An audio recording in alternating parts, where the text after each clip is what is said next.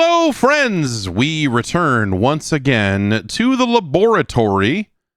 I am Jeff Gerstmann, and we are here to rank Nintendo 64 games. That's right, video games for the Nintendo 64. The games of the 90s. In a sense. Some games of the 90s. And perhaps early 2000s as well. We've got a banger of a list here from last week. Star Fox 64, congratulations. Currently our number one game at the bottom of the list. We've got Power Rangers Lightspeed Rescue. Yay! Which everyone can be happy about. I've been thinking a lot about Xena Warrior Princess, the Talisman of Fate, since last week. And how remarkably average to slightly above average that video game was. My understanding is that there's I believe it's a PlayStation 2 game called Barbarian from the same developer that is actually kind of the same game.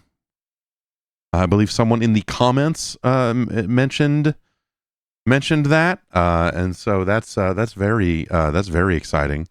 The well-regarded work of Sapphire out there in the world. We have a fresh batch of games. This is also the first week where we are taking requests from you, the viewer. If you're a member of the advisory panel, there is a post on Patreon where you can comment the games you would like to see, and we'll get to them. You know. So do check that out over at jeff.zone. Thanks to everyone for your support of this horrendous endeavor. The more I look at this, the more I realize that there are more sports games than I thought. But that's okay. We'll get to that. I think next week we'll probably take on our first John Madden's video game. I'm thinking should probably start tackling those sooner rather than later, so they don't pile up at the end. That was my worry about the NES. That was my worry, is that we'd get to the end and it would be nothing but Koei strategy games and very questionable sports games.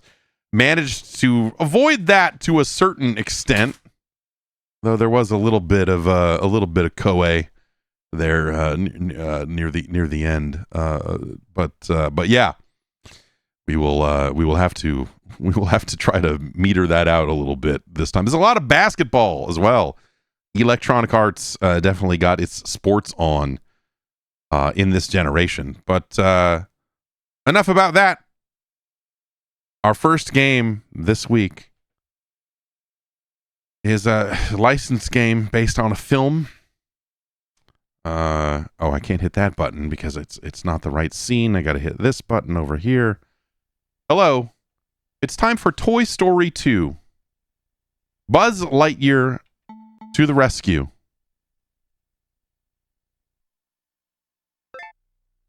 Looks like it supports a controller pack, if you know what I mean. This is get used to this, because this is effectively, you know, the Patton Oswalt bit about when you don't have cell phone signal in a bad neighborhood. That's essentially what this is whenever we see a game that only supports the controller pack.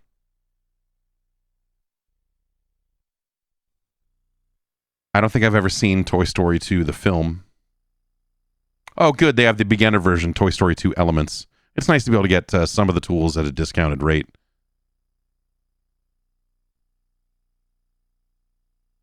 Oh, that's a lot of licensed stuff.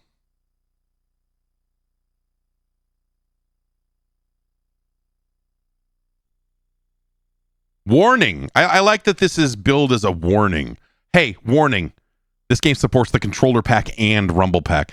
I think it's kind of sad, you know, like over the course of there were third-party devices that had a switch in them, and you could it was a controller pack and a rumble pack, but you still had to switch between them. At no point did they make a controller pack that also did rumble.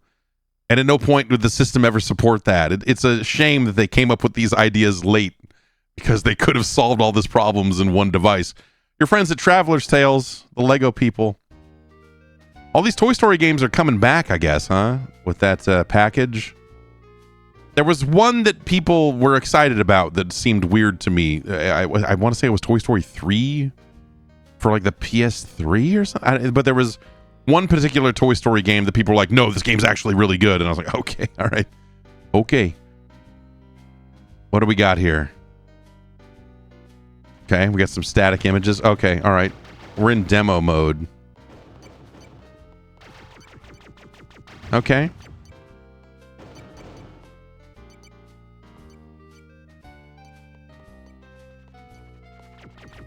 Let's just get going. I don't think we need to. I don't think there's much to glean from that. Your friends at Activision and Disney Interactive combined.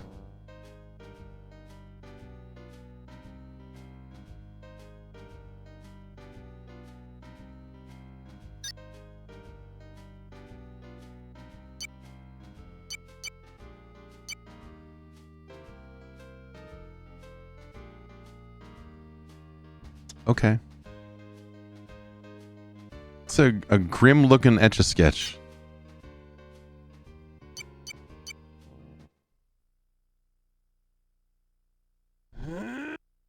Whoa. I didn't realize we had, what was he, like Tim Allen grunts?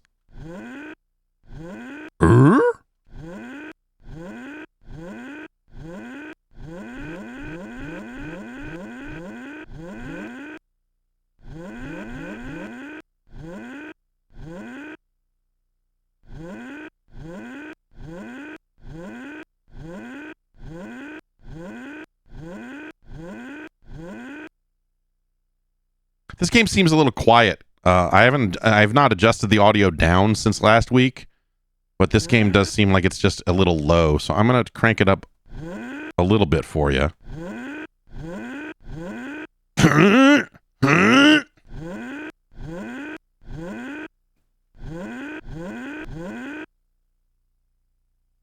Maybe we go back to the settings here and turn the...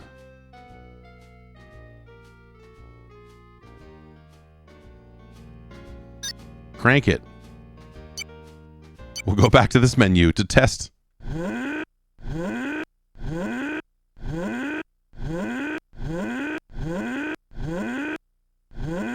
Now you can experience the joy that is this noise.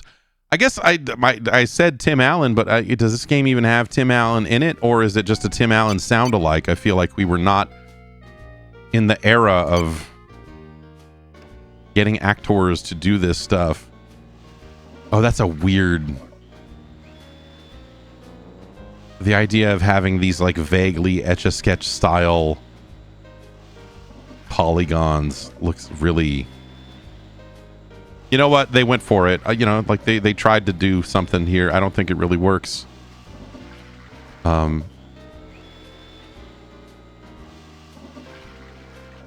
Also, what are these vague mechanical noises in the background that sound sort of like a toilet is being pumped out?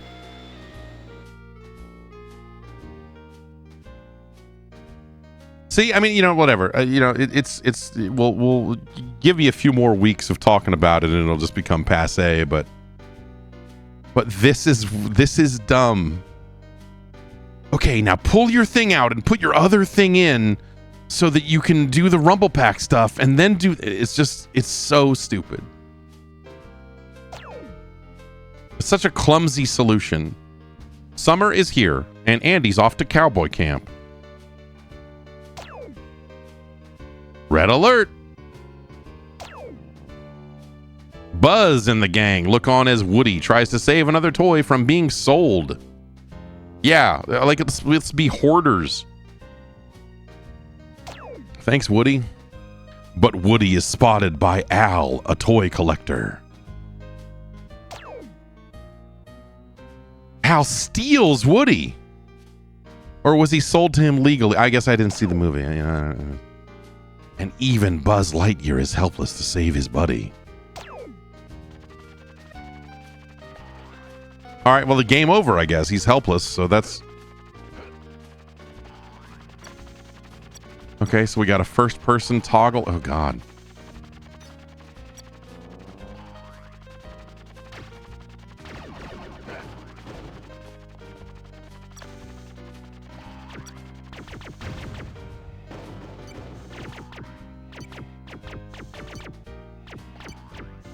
Why are these toys fighting me?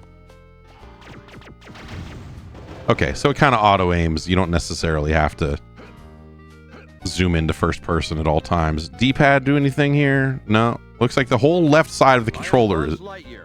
I come in peace. Okay, thanks. Looks like the whole left side of the controller is just dead. You're mocking me, aren't you? Okay, we've got some left and right camera control on the C buttons. The C is for camera, you see. Down C. Well, it says charge up some kind of Crash Bandicoot nightmare attack here. It also appears to do some kind of ground pound. Okay, we can charge up the arm blast as well.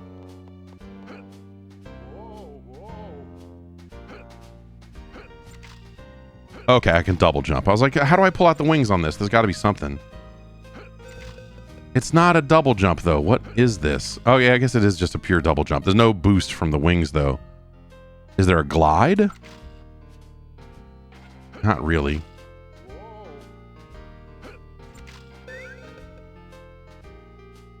If you see the push icon, you can run into the object and push it out of the way. Oh, that's that hand up at the top. That's not a... Yeah.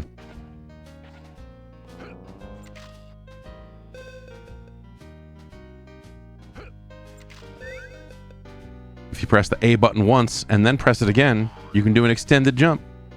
Try it to reach the open drawer.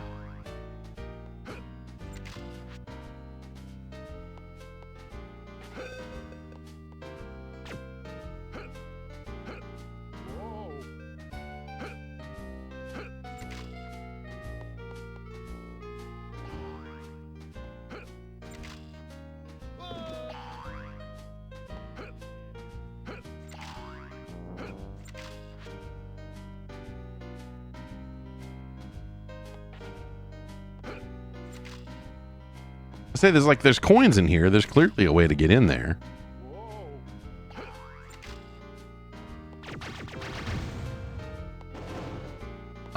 But this door, well, can I push the door? No. Oh, the camera control is like fighting me. Like because I'm trying to move the camera and it does not like that one bit.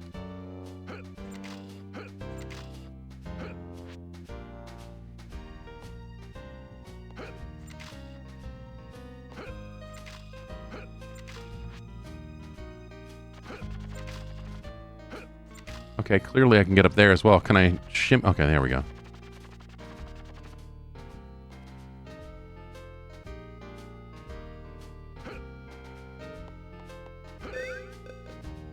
You can jump onto zip lines to slide down them.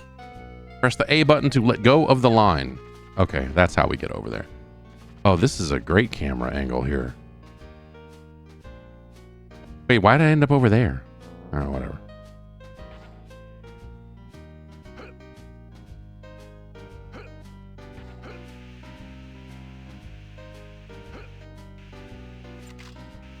No, we are trying to jump off the line here.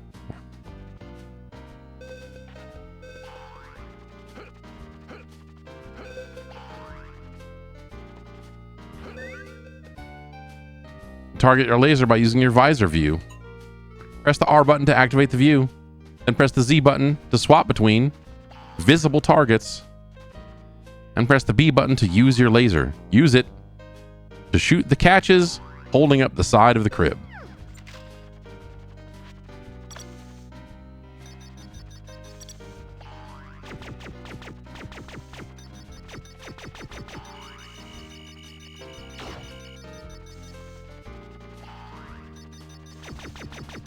Okay, we hit the Z button to like home in on the target.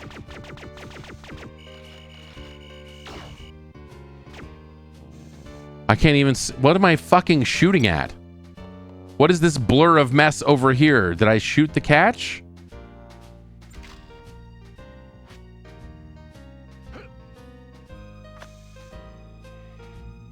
There seems to be no sign of intelligent life anywhere. Yeah.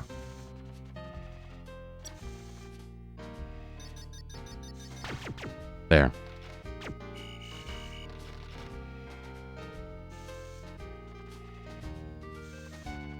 Is that all it's going to do? Because now I'm pretty sure I can just jump out now. Yeah.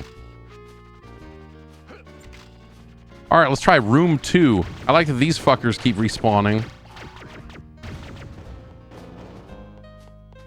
All right, we've completed the tutorial.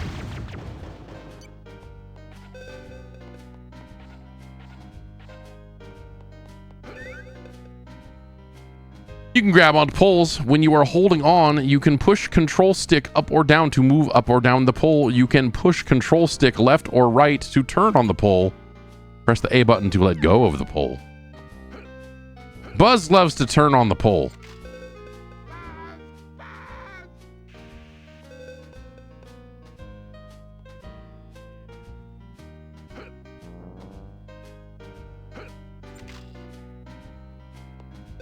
Hey, Buzz, over here.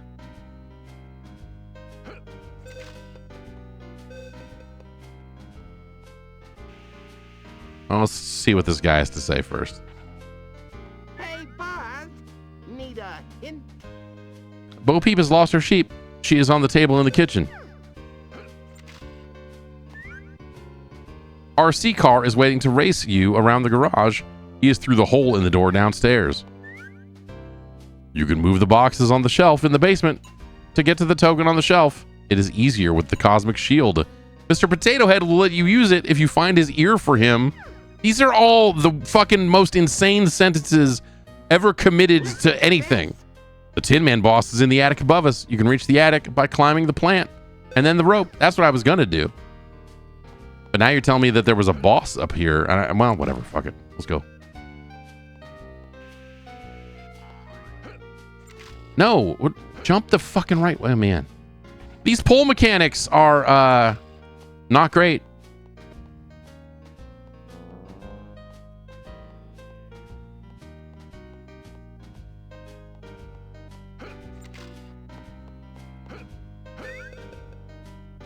If you press the B button, you can attack with your laser.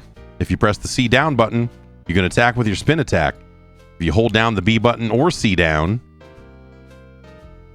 if you hold down the B button or C down, these are great. These are also great. Yeah, you can charge them up for a more powerful attack. Yeah, I think we pretty much figured that out.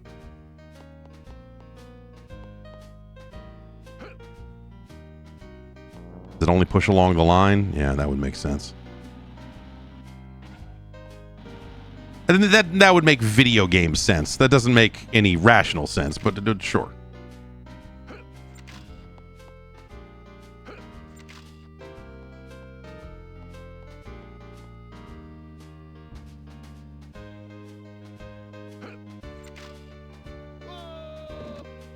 Oh man, I don't want to.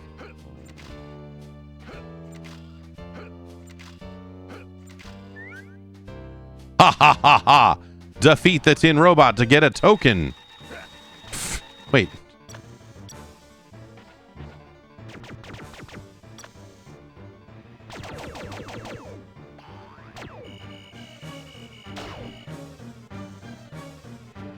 Okay, do you need to be spun attacked then?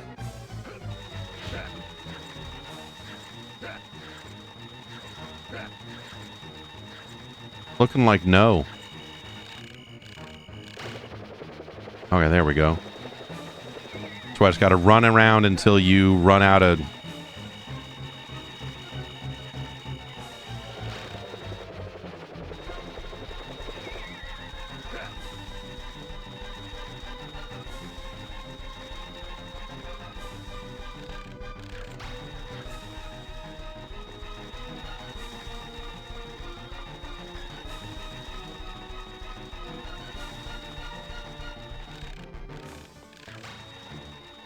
This is gaming.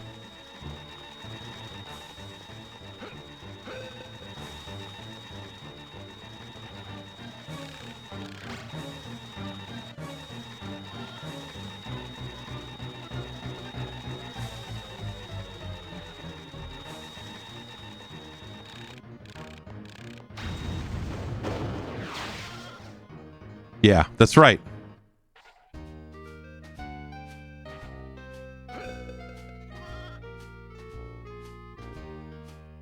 I guess I'll keep on playing. I didn't realize this was going to be an exit level kind of game.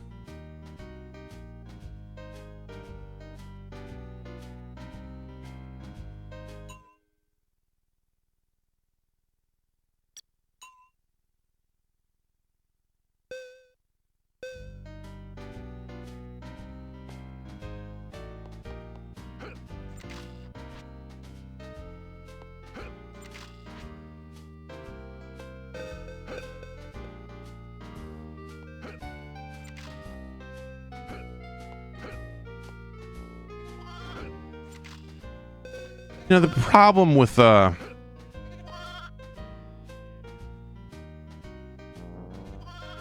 somebody up there.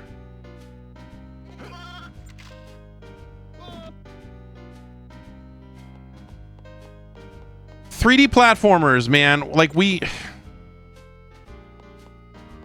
there's a big bang at the beginning of them, right? And then you have to deal with a lot of everything else that came out afterwards, and it gets a real hit and miss real fast, you know?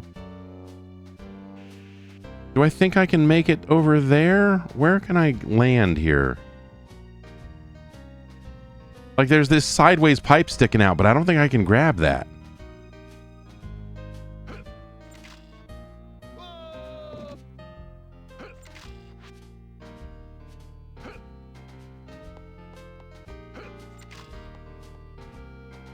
It looks like something I should be able to grab and swing on or something, but I mean, there's been no question mark block to say, hey man, you know you can swing on this shit. Let's try it. Oh god, well, that didn't go. Maybe I just don't double jump. Maybe if I single jump, he'll grab the... Oh, come on, camera. I'm trying to turn the camera around. Stop talking, asshole. He's trying to narc me out to the cops. Classic Tim Allen fashion. There we go. Okay. He can't... Oh, fuck you! There's a real lack of precision. I feel like the positivity I've heard around this particular game has specifically been about the PlayStation version of the game, which I don't know if that's meaningfully better or not, but... No, fuck! No, okay, well, at least we... Oh, fuck me.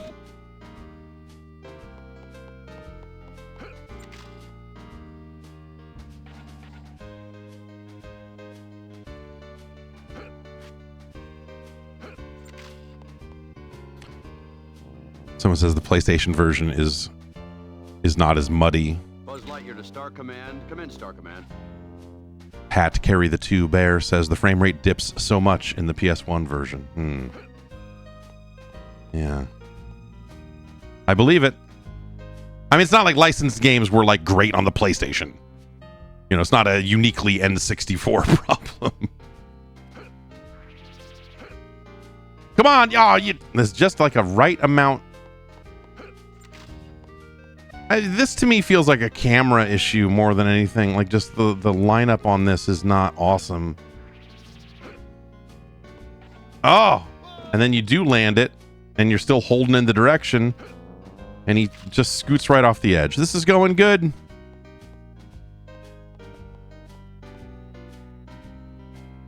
No, I want the camera. No, come on. No, I'm trying to... Can you...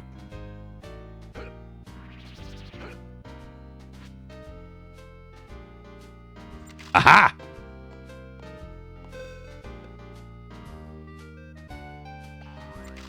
All right, we got a bad guy over there. We got some tokens and shit over here. Oh my god! Okay, there's a camera mode thing here. We're gonna try passive camera. Okay, yeah. They could call that automatic or manual, I think, if they wanted to. And that might get the point across a little better, but it's pretty much fine.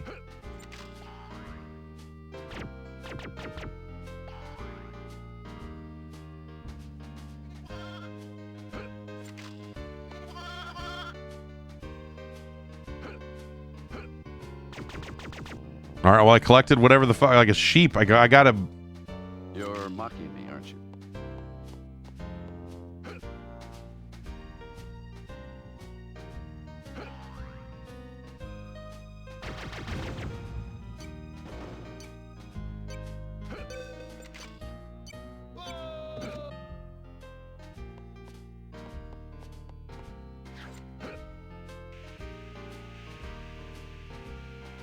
Hey, Buzz.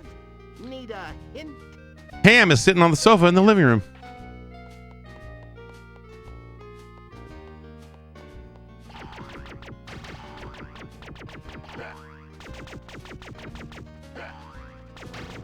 Oh, you're still alive.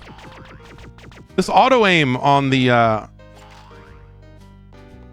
gun is bad.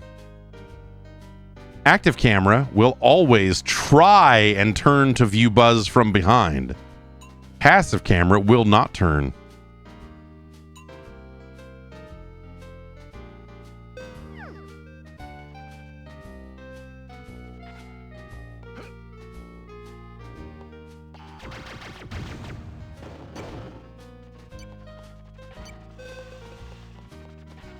Draw distance is pretty amazing here.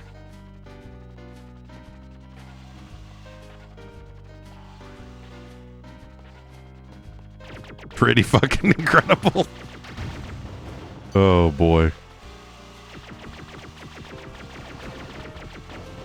It's like he can't lift his arm up past a certain range, so you can't... It doesn't actually automatically lock on to anything. Okay, that's too thick to climb. I figured that to be the case, but why not try? Hi, Buzz. I challenge you to a race. We will race 3 laps around the car. If you beat me, I will give you a Pizza Planet token.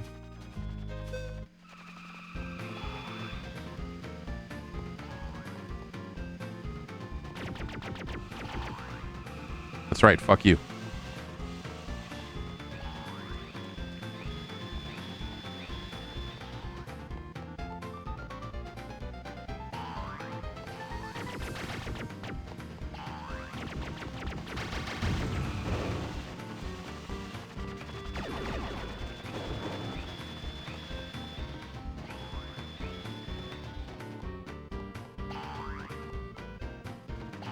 Manually moving the camera is not a treat. It is not a dream to control, but I'll take it over how sketchy the automatic camera was. Yes! There seems to be no sign of intelligent life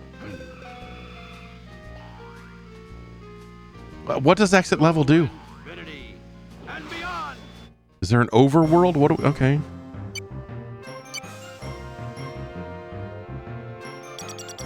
Appears to be a grappling hook of some kind.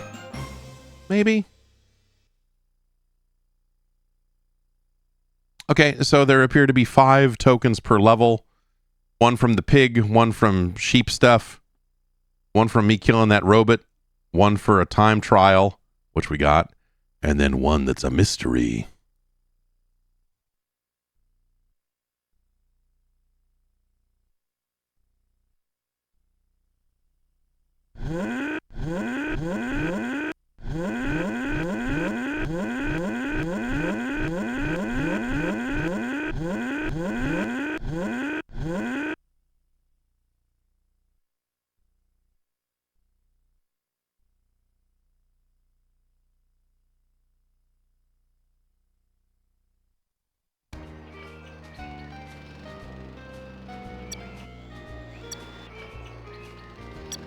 Okay. So that was enough for us to unlock another level.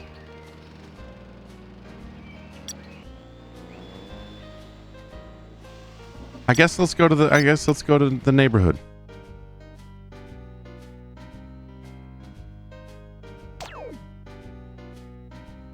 The only clue that Buzz has is Al's license plate. Buzz figures out that Woody has been kidnapped by the same Al that owns Al's toy barn. Buzz and the gang decide it's up to them to rescue Woody.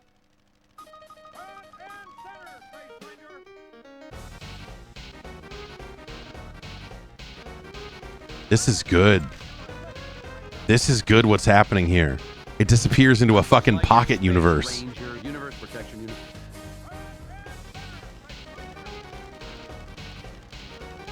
Look at that. Okay. Bye. Hello.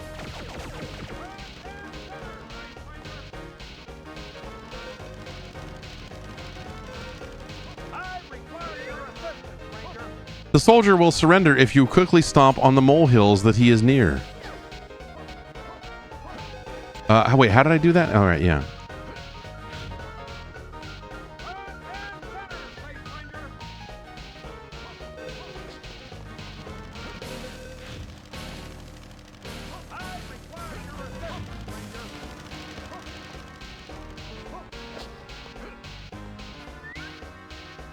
I need your help, Space Ranger. 5 of my troops are lost. Look for the flares they are using to signal for you. Locate them for me, and I will give you a Pizza Planet token.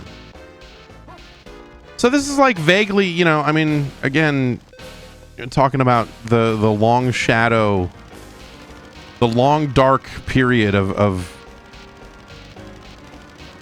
3D platformer style games. Like the structure of this is like seems very, you know, Mario 64. You got a level with, you know, like, but in this case, like pretty repeated goals kind of stamped across the level.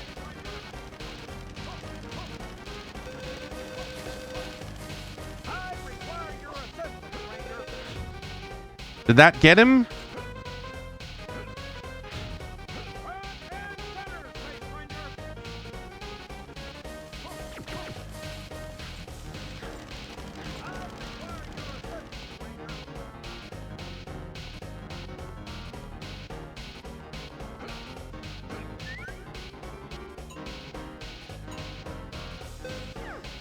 Okay, look for the signal flares.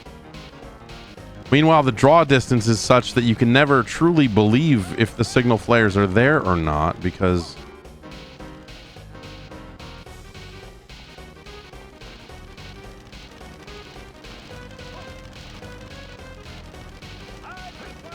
we got smoke coming out of the holes, but that's not...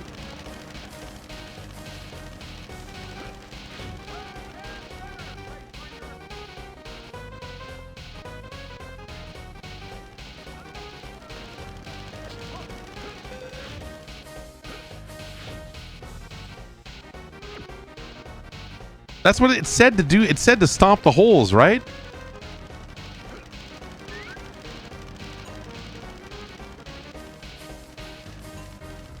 Locate them for me. It was this. This was the... The soldier will surrender if you quickly stomp on the molehills that he is near.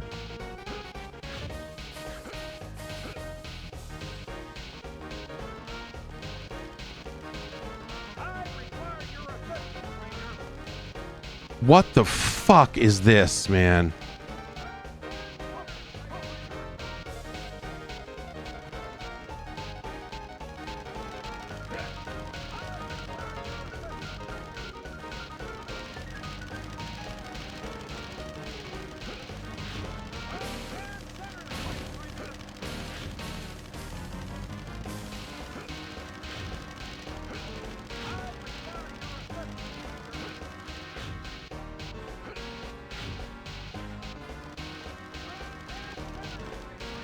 Like, do I need to stomp the holes to get them to shoot the flare?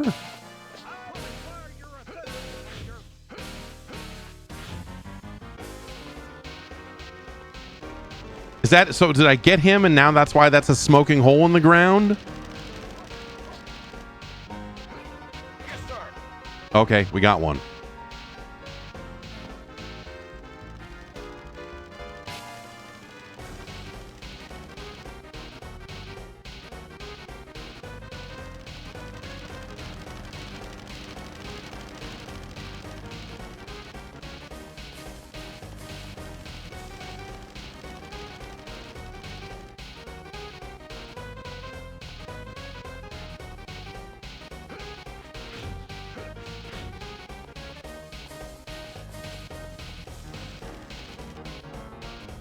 I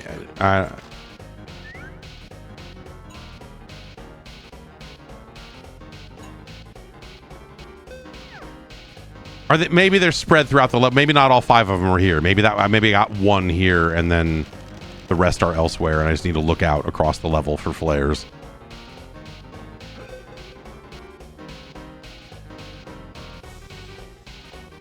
Like the number of holes and the substantial size of this area here with jack fuck going on made me think that the entirety of this quest, puzzle, whatever you want to call it, would be there, but maybe we'll find more soldiers later. Oh, great, another race. Dude, I don't want...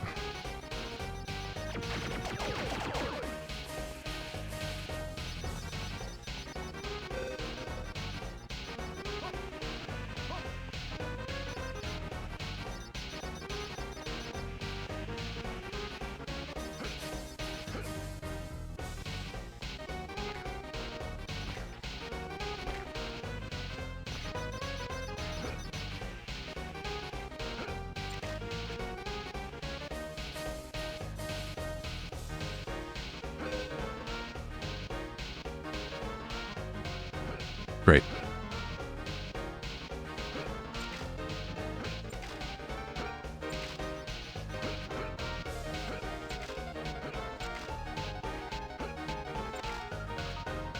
Climb on the garbage can, stupid.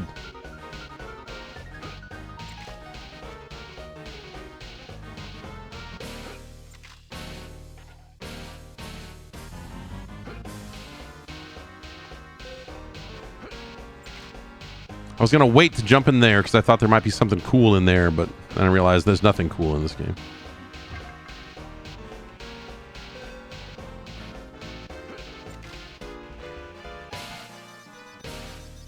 So we've got to hop from rail to rail there. There's a little Ratchet and Clank action. Good. Good. Good.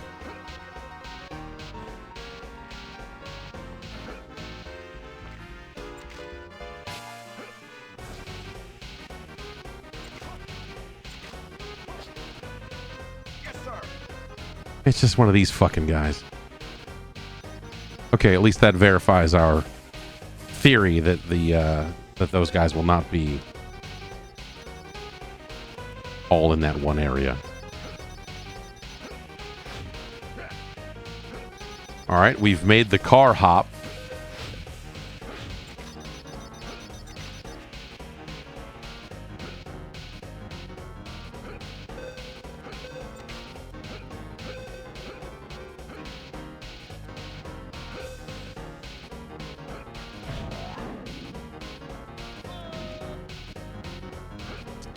I didn't need that.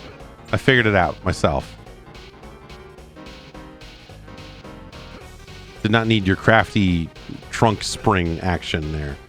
Okay, let's go back, I guess. This looks like the end of this little spot. Unless there's, no, can't run through there or anything.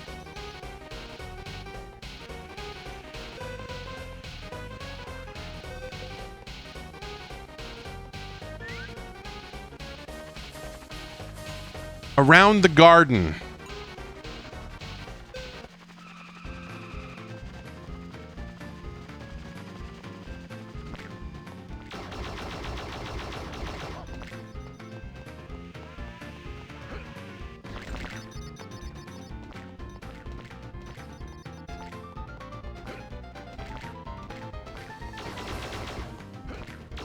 Okay, that's not something for me, I guess.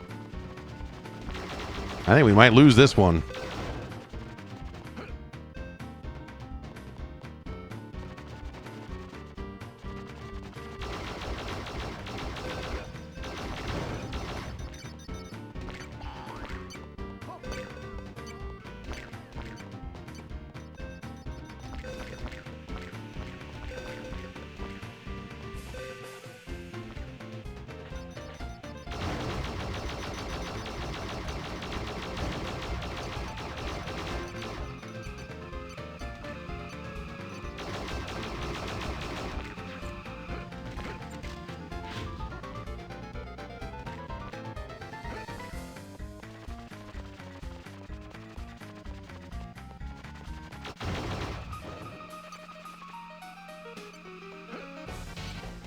Well, great.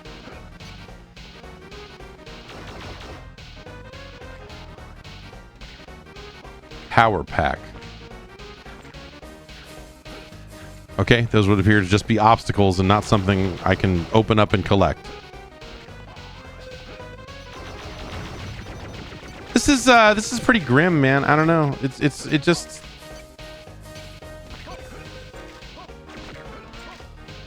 your lines of dialogue are just these kind of generic lines. Oh, hey. Hi. Inflate the rubber duck to get to the token over the swimming pool. Word? The kite boss is at the top of the tree. Hey, Buzz, you can find a rope on the way up. Jump onto it and it will fall to the ground. That way you can quickly get back into the tree. That's some Dark Souls shortcut style shit right there.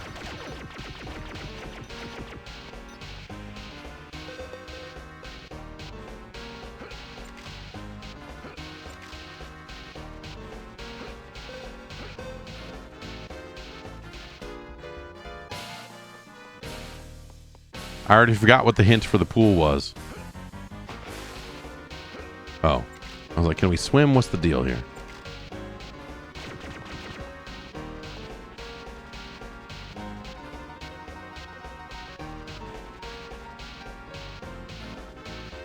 Okay.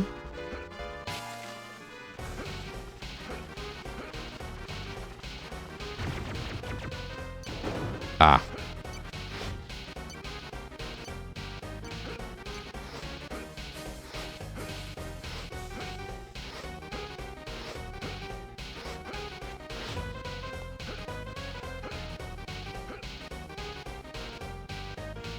Buzz Lightyear to Star Command. Come in, Star Command.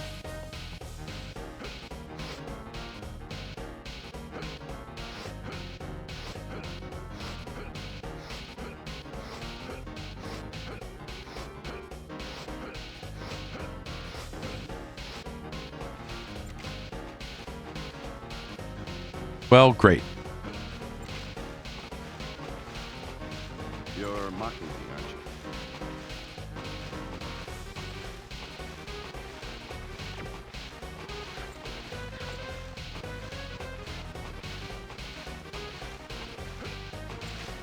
Well, that's awesome.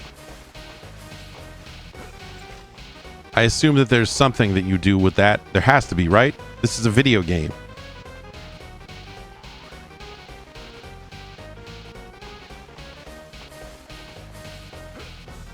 Oh, there. Okay, yeah. So we just got to get up. I see.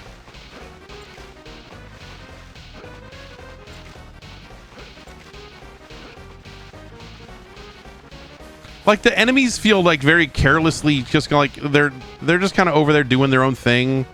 Like there's just not a lot happening. And so you have this kind of like puzzle platformer sort of thing that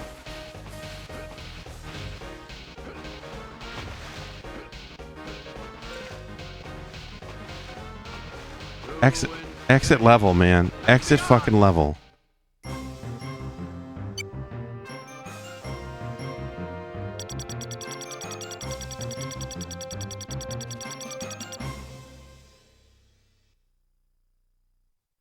I wonder if I have to get all the soldiers again next time I'm in that level.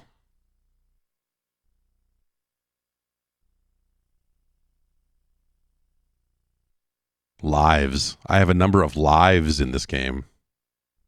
Very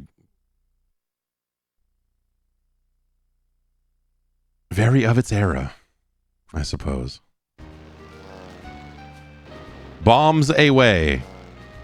All right.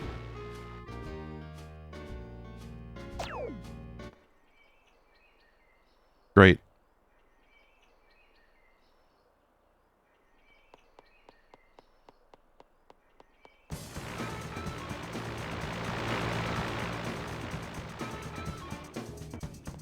This is just straight up a boss fight and nothing else then, huh?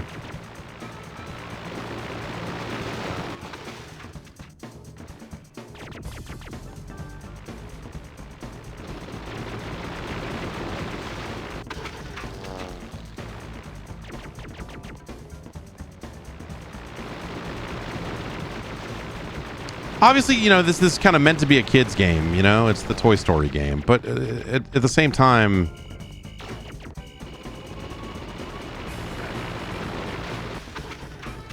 this just feels rotten by just about any standard, you know?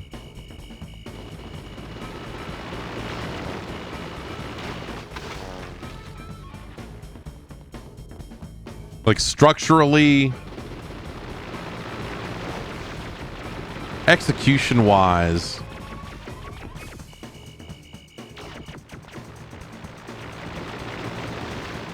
you know, because like if you took these basic moves that Buzz Lightyear has here, his spin attack, his ground pound, his gun, you could certainly design a game. I mean, and they did, but like you could design a better game around that. If you were taking a Mario 64 or a, you know, 3D platformer, you know, because by the time this game came around, the genre had been a little more established, I suppose, than just Mario 64, but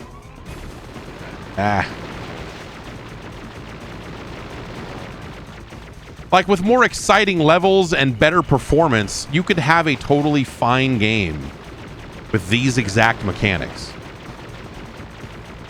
But the levels and what they've chosen to do with it, I think is the part where this falls apart.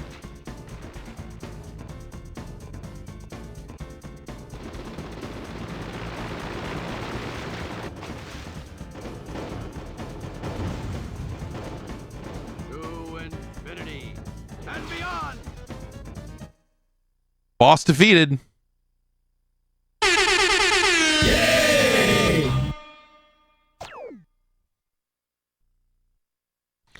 But it's you know, the performance is acceptable, you know, because I think, you know, look, we're in for a lot of rough frame rates over the next couple of years here. So, you know, I'm not going to drive myself crazy 2 weeks in about frame rates. But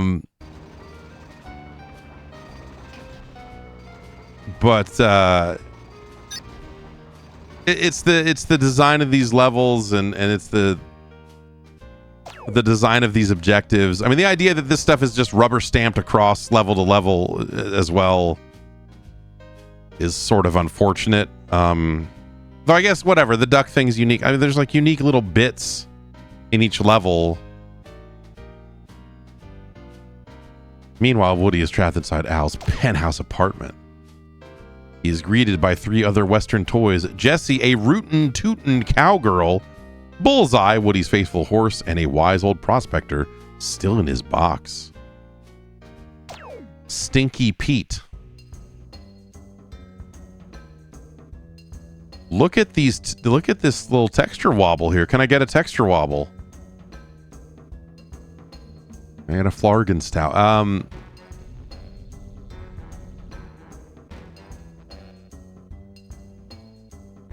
Not really something you associate with the N64, you know?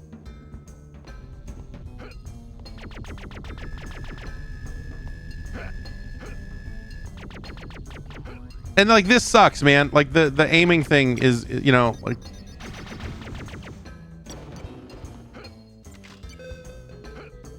the cone on the auto aim should probably just be better.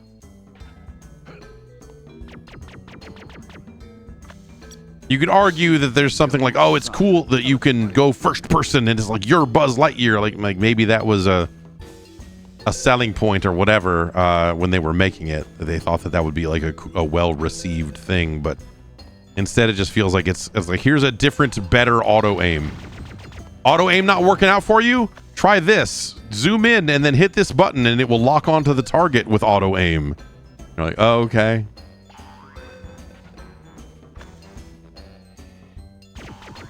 Yes, just like Metroid Prime, you can see Buzz's face reflected in the visor. That's where they stole it from. This is where they stole that from. Wait, what? How did I take damage there? Is this can hurting me by touching it? What?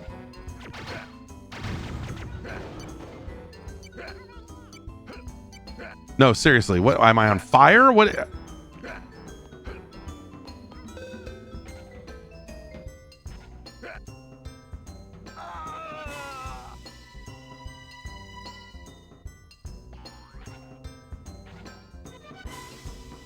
Okay, so I can only stand on this section of the floor. The other parts of the floor does damage for some reason.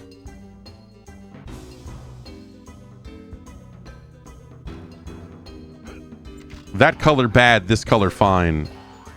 I guess, I mean, does it look like is it supposed to be something spilled out from the can, maybe?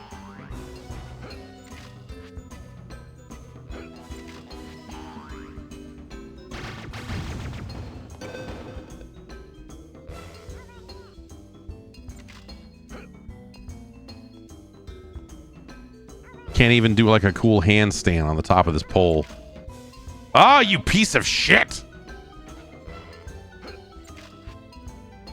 Yeah, so I mean, you've got a platformer and you've got like these jumps shouldn't, they don't look like they should be anything, right? But like your control over Buzz Lightyear is such that he just doesn't behave the way that he should sometimes, and so that lack of definition on like, oh, if I do this, he can. I'm Buzz Lightyear, Space Ranger. He'll grab this surface and everything will be fine. Surely I don't need to like jump around this. Well, actually, I guess I can. Yeah. Oh, fuck you.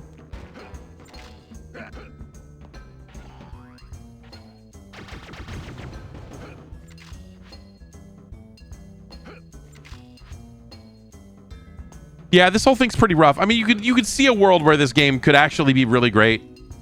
Okay, if I wait for the drawer to pop out, then I can Mega Man my way over there.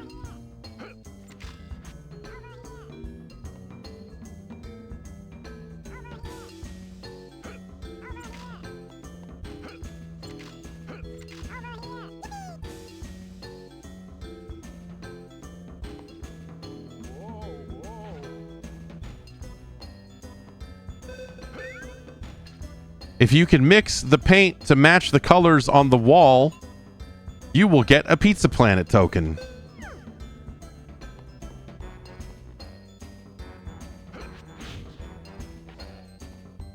Great. Finally, a puzzle for me. Okay, so that first one appears to be either blue or purple.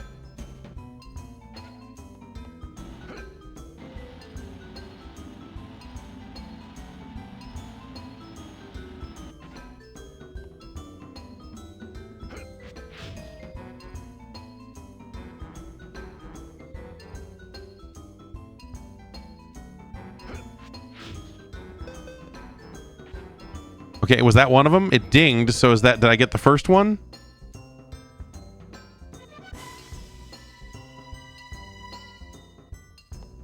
I'm assuming we've got we've got a red, blue, and green here. That would make sense from a color mixing perspective. It dinged, but nothing changed over here, so maybe that means that it's not blue. And so I need blue and red to make a purple? Do I now need to put maybe do I you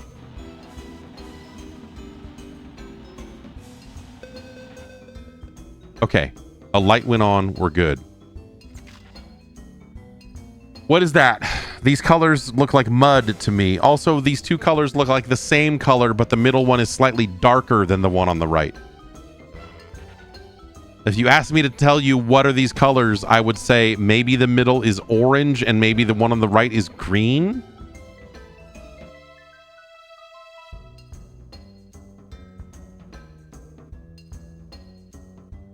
How do you make orange? Well, orange is just red and yellow, right? Well, wait, but we don't have a yellow. Yellow and blue makes green. I know that from the Ziploc bags. But that doesn't apply here.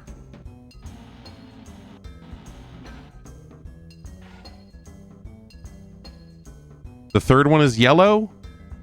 Why would they give you yellow in a color mixing thing? It's supposed to be RGB, man. Okay, so yellow and red makes orange, right? Oh.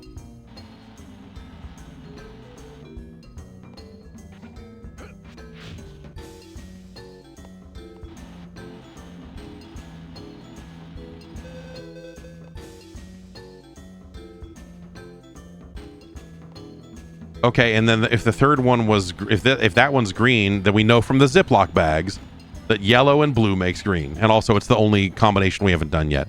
So, through the powers of deduction, we can solve it that way.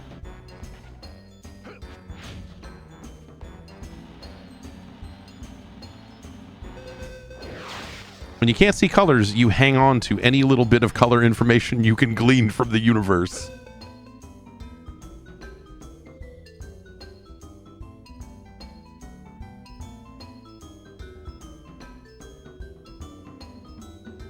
To infinity and beyond!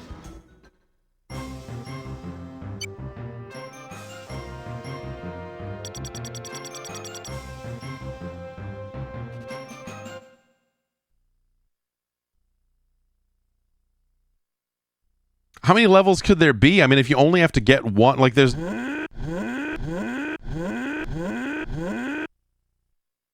If you only have to get one token per level, it feels like you could cook through this thing pretty fast, but... Let's look at one more level here, and then I think we're good. Alleys and gullies. Gully's not really a word that you use, that we... Are we talking about seagulls? Are we keeping it gully? Because I'll keep it gully. You know I will. But gullies seems almost like a term that has fallen out of the United Kingdom. Woody discovers that there was an old TV show called Woody's Roundup. He also discovers that he is the missing part of a valuable toy collection that Al wants to sell to a toy museum in Japan. Woody tries to escape from the penthouse, but to no avail. Where's Buzz Lightyear when you need him? He's keeping it gully.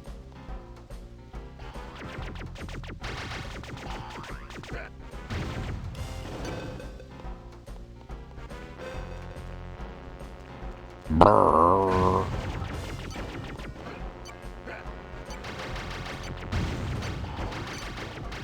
That box just gonna keep spitting planes. It's like Gauntlet over here, but I can't destroy the plane generator. What do you got going on? All right, you're dead.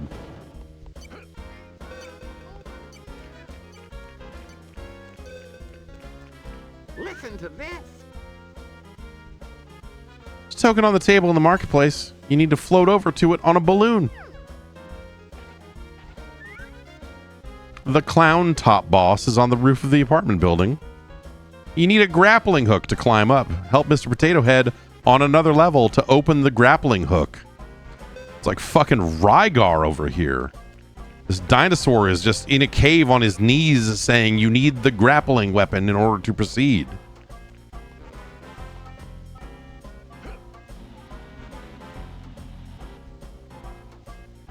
Oh, we need to push the board down, maybe? Very elaborate. No, get around.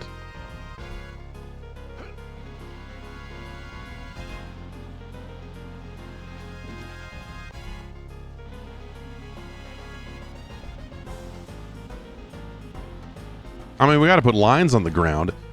How else are people going to know? Like, I want people to look at this and think about some of the discourse we've had around video games over the last, has it been what, 5 years or so?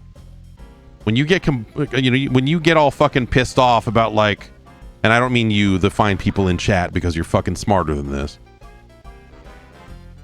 I can't believe they put yellow paint on the top of the ladder. Oh god. Look at this. Look at this. We've been putting fucking grooves and, you know, like, and signals into these games forever.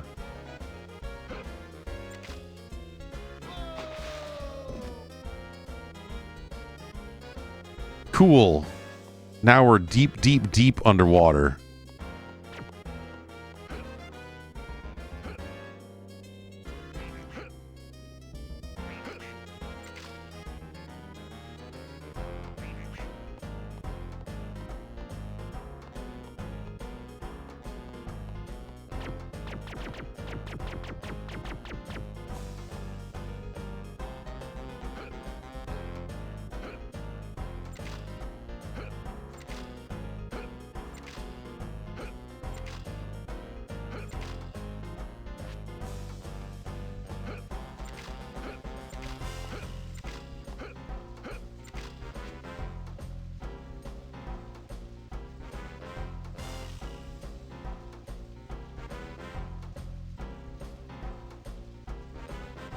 Well, it's like we're playing Frogger over here, huh?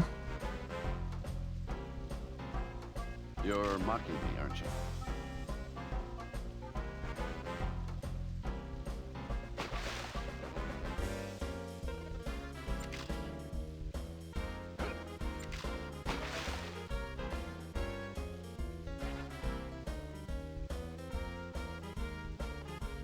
Great. Nailed it. All right, that's Toy Story 2.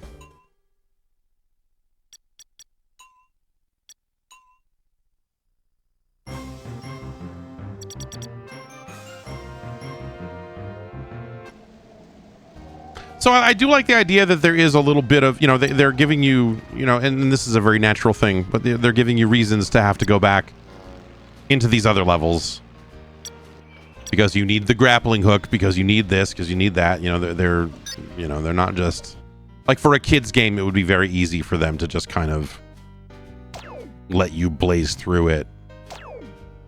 Oh, I don't need these fucking bad looking fucking JPEGs every time I go into the level. Are you kidding me? People talk about, what are the problems with the N64 and all of that. I think this is something that like the PlayStation had some of as well. But there's just a real fucking lack of fidelity to even static images, because they're just like, we have to save as much cartridge space as we can. These things can't look good. And like every single one of these static pictures looks like fucking shit.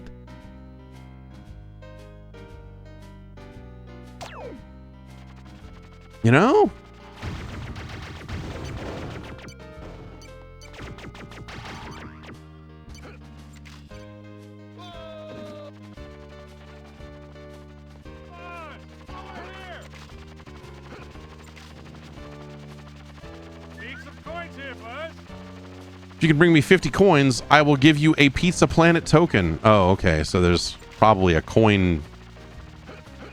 There's probably a coin token in every single level, isn't there? Oh, and of course I start from 0. I mean, of course. Actually, yes, of course I start from 0.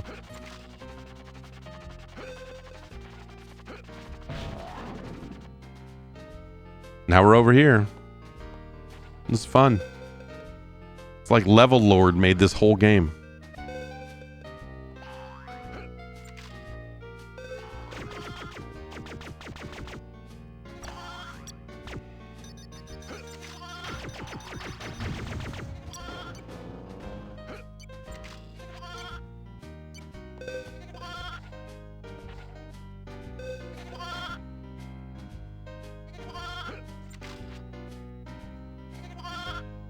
It's a three-headed sheep.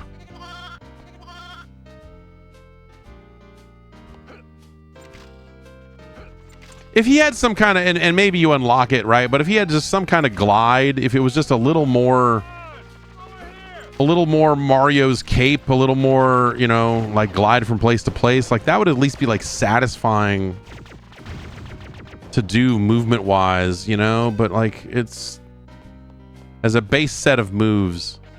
That's just the garage again.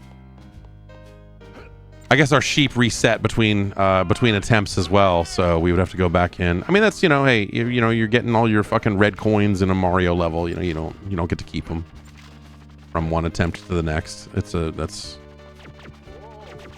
the norm for sure. Frustrating as that may be to me right here, right now, that would not be a fair criticism. I already went over there, stupid. All right.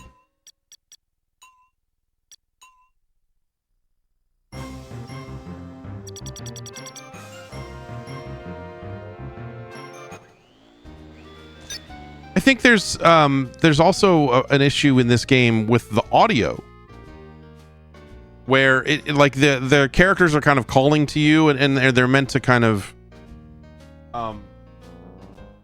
help you figure out where they are, but I feel like that audio is not loud enough. And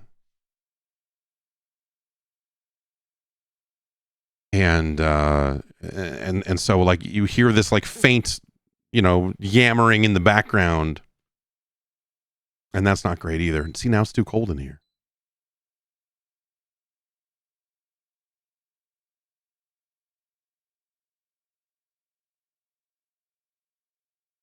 It's not a good game, you know. It's the shame about Toy Story 2, I think, is really that you can see a game in there that is better than this one.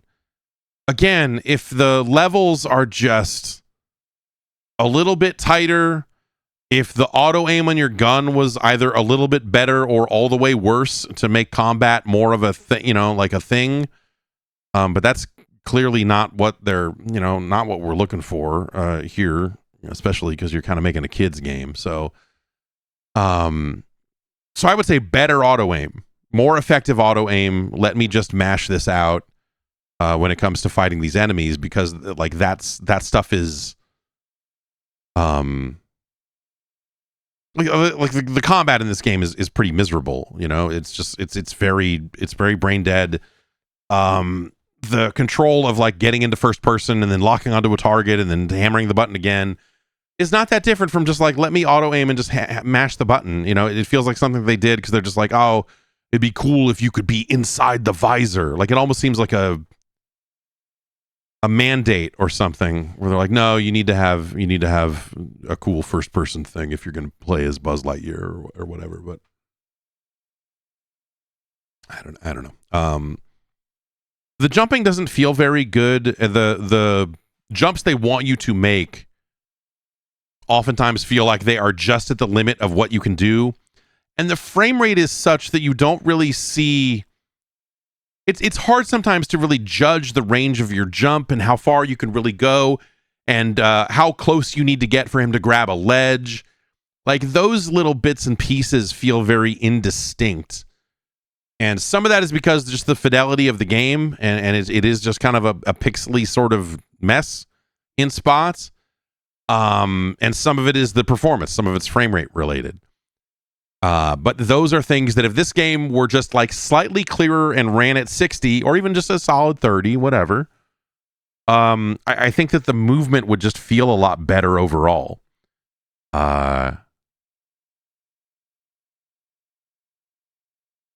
And other than that, it's like a relatively inoffensive 3D platformer in an era when there were, you know, more and more of those. When did this game come out? I'm just curious. Again, that's not really germane from a rankings perspective, but I just kind of want to know how far away are we from Mario 64. Not to put that game on a pedestal before we've done the science, but you know. So this is November 99. This game came out on the fucking Dreamcast, man. Okay, so this is like downward slide of the N64 then. This is when we're just like, yeah, dude, fuck it. Crank them out, dog.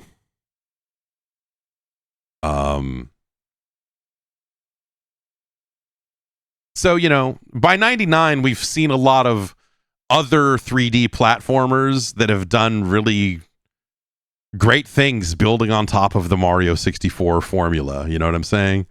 So for this game to be a 99 game is sort of, I mean, it's a bummer on top of that because, you know, you do look at like some of the other, like this is a game that came out. Did this game come out before Rayman 2? Same year as Rayman 2. Which, you know, maybe the science will say different once we get to the N64. Well, I would maybe not. I don't think I've ever played the N64 version of Rayman 2, but, you know, as a Dreamcast game, certainly like a pretty awesome kind of a take on the 3D platformer. And so, yeah, I don't know. We've seen what I'm getting at is that, you know, post Mario 64, we have seen some wins and losses in the 3D platformer arena. This one is a loss for sure. But it didn't have to be. That's my point here is I think that there's a better game in here. They would just have to redesign the levels almost completely. And you would need performance that the N64 is not really capable of. And so on and so forth. So in the context of the N64, this is not the worst game that you could certainly have, but it's It's repetitive. The audio is annoying. The controls are annoying. And so it's better than Power Rangers Lightspeed Rescue. But it is no Cruisin' USA. What's the full name of this? What's the full name? Toy Story 2 Buzz Lightyear to the Rescue. Okay.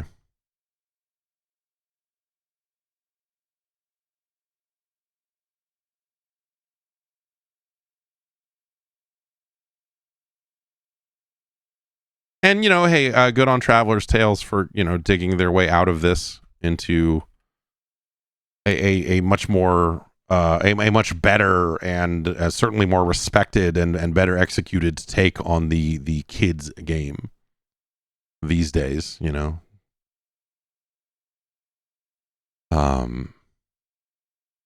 Great. Okay, let's move on. Next up.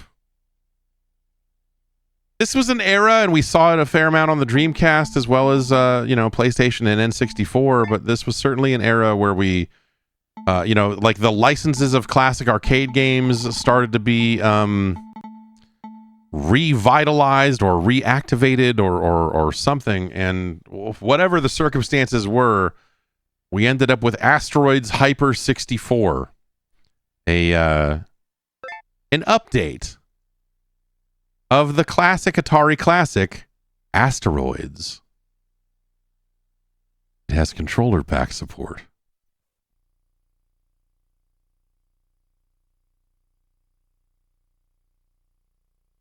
Who made this? I didn't see a developer name on that, but please wait until prompted before inserting or removing a controller pack. From your friends at Crave. Did Crave publish all versions of this? Or, okay, Cyrox. Yeah, why not? Crave did some publishing where, like, there were games that came out on one platform and then Crave said, dude, we'll put it out on Dreamcast. We'll put it out here. This is a really blown out looking screen right here. And a very insidious tune. Okay, we go right to a demo. Okay, yeah, sure. This sure does look like if someone in the late 90s said, we have to make a what? A new Asteroids? Oh, he did a flip around there. So it's got some moves. I wonder if it has all of them, if I can do shield, flip around, and hyperspace. Like some of the 2600... Some of the game modes in the 2600 mode version of Asteroids would let you do all of that shit.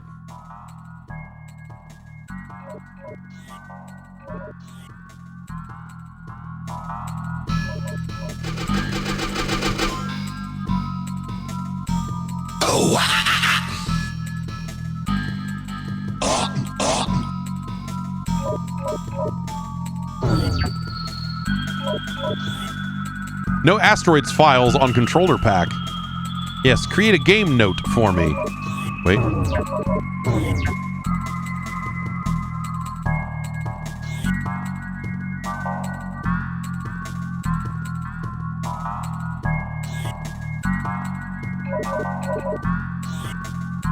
We've got the dagger.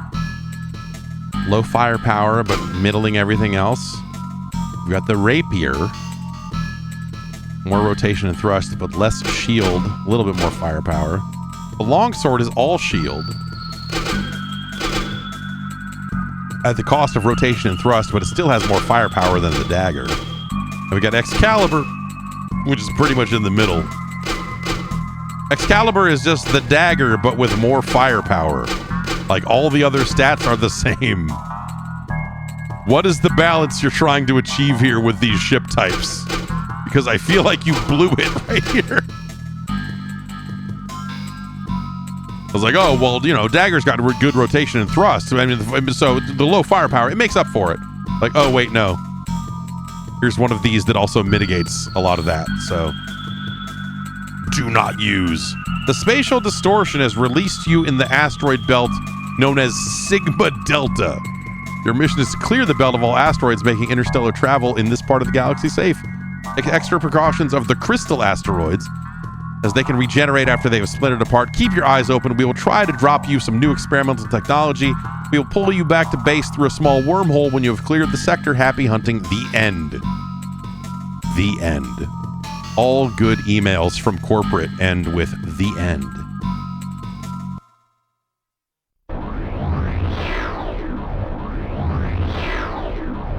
The asteroids also seem to be coming out of the hole there.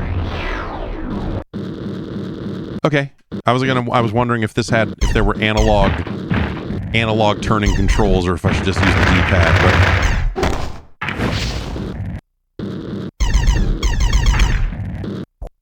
But okay, so Z is my shield, R is hyperspace, and then down C is the flip around. So they give you all of the moves that you had to select one of in the different modes for. It's not the 2600 version. It was the Atari 8-bit version of Asteroids. You could have shield, you could have a one that makes you do a 180, or you could have hyperspace, but you'd have to choose before you started the game. That appears to be a weapon of some kind. Well, I don't know what that was. Oh god, we're dead. Ship regenerating. This is really muddy to the point where, like, the asteroids are not easy to see. Like, the visibility here is yucky.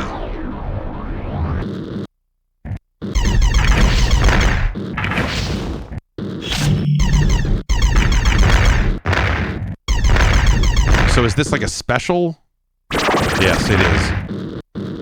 Armageddon apparently is just the Death Blossom from the last Starfighter, so good on them. I liked that movie too.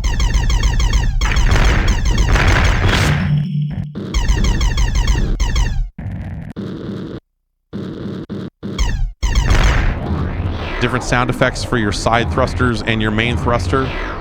The audio here is basically non-existent.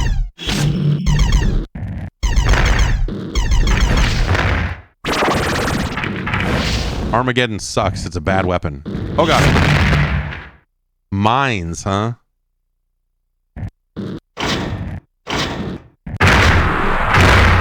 Sure.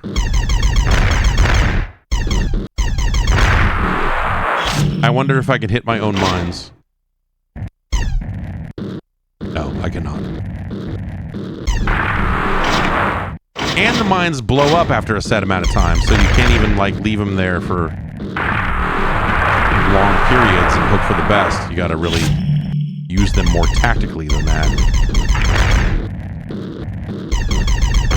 You know, at least regular fucking asteroids went boom, boom, boom. And, like, it had some sort of fucking noise in it at times, right?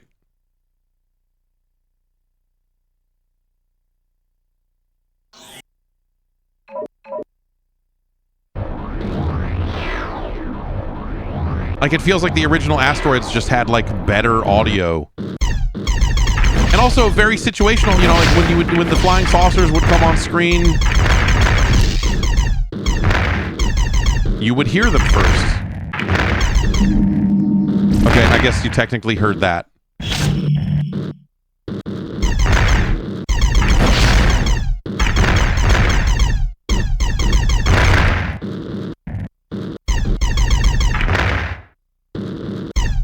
Visibility here is like, hey man, space is dark. Space is dark, man. I'm told that the crystal asteroids can regrow themselves if you don't kill them, so.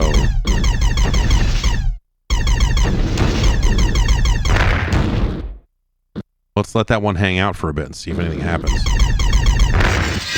Yep, it sure does.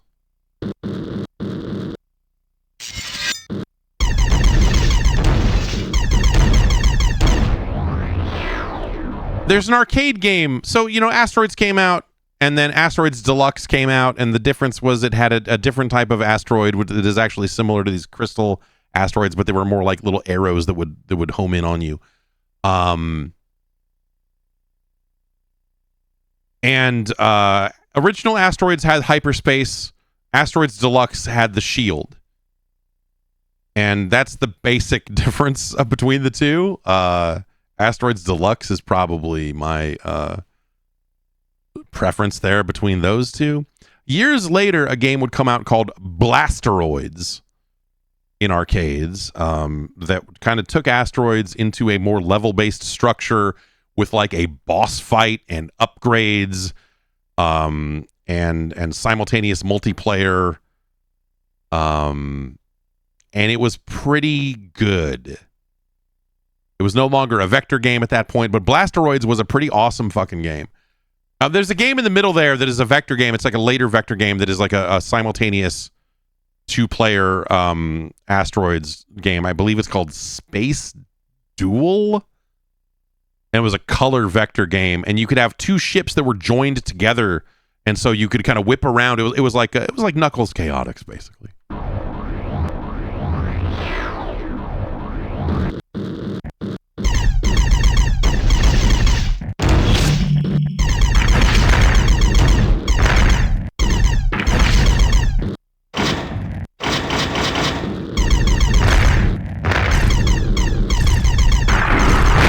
Visibility on this is fucking terrible, dude. Like, the audio's non-existent. They decided to not come up with any kind of music or anything. This is a piss poor video game.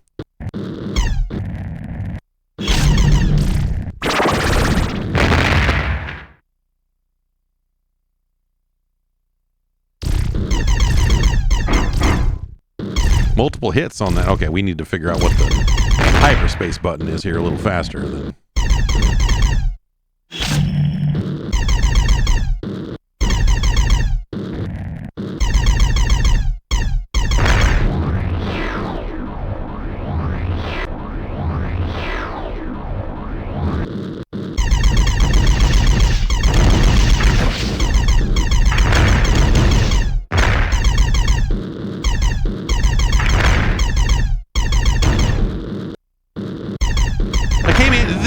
This feels like a shareware game from the Amiga days or something. Because if there's nothing, that era, the Amiga era, was full of a bunch of like knockoff arcade games that someone was like, hey, I don't know, like, or the early days of Super Stardust. The Amiga original of that is actually not too far off. From this, like when you go back to legit actual Stardust, it is not that different. But there was a number of shareware games that were just knockoffs of arcade games, and you had some Asteroids and you had some Galaxians in there and what have you, and they're just, this feels like that. This feels like shit. Gun Satellite, okay?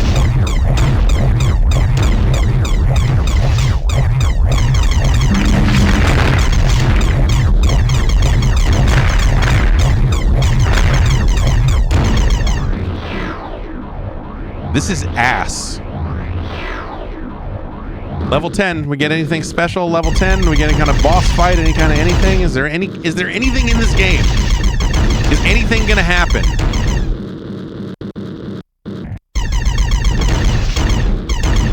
If I could upgrade this ship, if I got crystals to upgrade the ship or something, and oh, look at that! Oh, look at that! Okay, we blew that up. Whatever the fuck that was is gone now. Let's call out another gun satellite.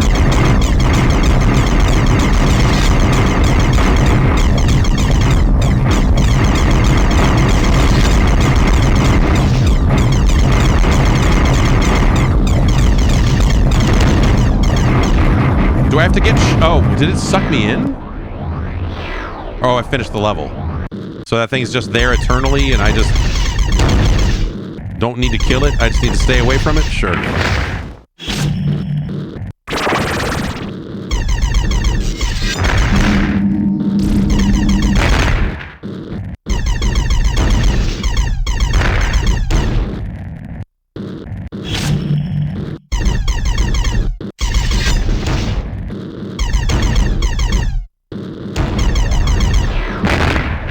But yeah, other than the part where aspects of this appear to be, you know, well, I don't know. I was going to say, yes, no, aspects of this appear to be polygonally rendered.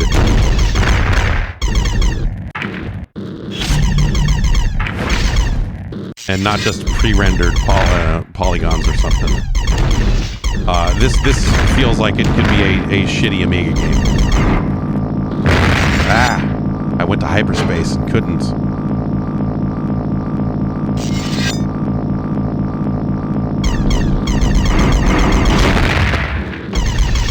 Okay, I killed that thing this time.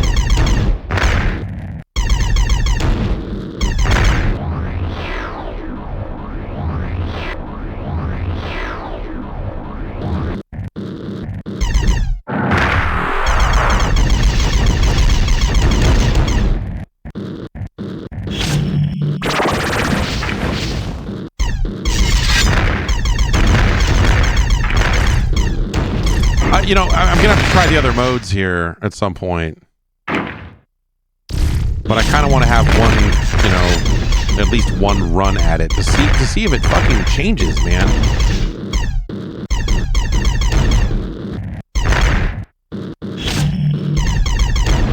The background, like, I feel like, again, the darkness of this game is really ridiculous because it makes it a little too easy. Like, do these things blow up? And I don't think they. No, like they don't. Those things don't do damage to other classic asteroids unlocked. That's right, bud. We're gaming now. We've unlocked classic asteroids. Classic ass asteroids.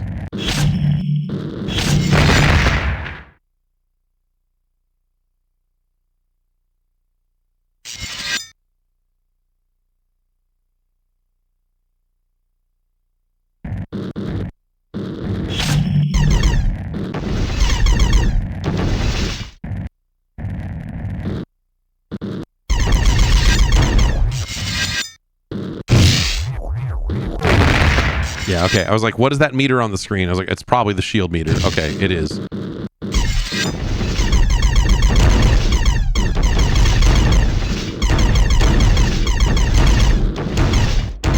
The cool thing about Asteroids Deluxe in arcades is because you could do, like, different levels of brightness on the individual vectors.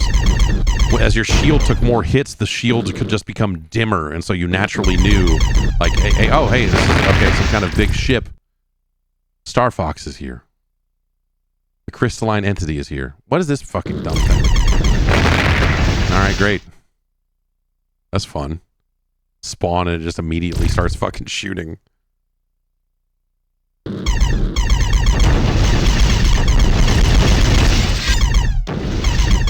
I shot the things that were shooting bullets and it reconfigured itself.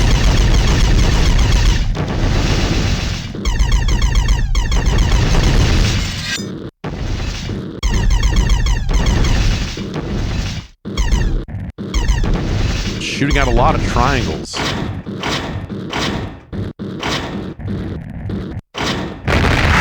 was trying to drop my mines. I thought that would be fun. It was not fun. Oh, we got some continues left. No, I think we're okay. Actually, if we continue right from this spot, I want to at least blow this thing up and see what's after it. It's loud. To be fair, we did turn the in-game audio up to maximum because it was set at halfway. So maybe this is my fault, but... Nebula zone completed. Lasers hits. Lasers fired, lasers hits.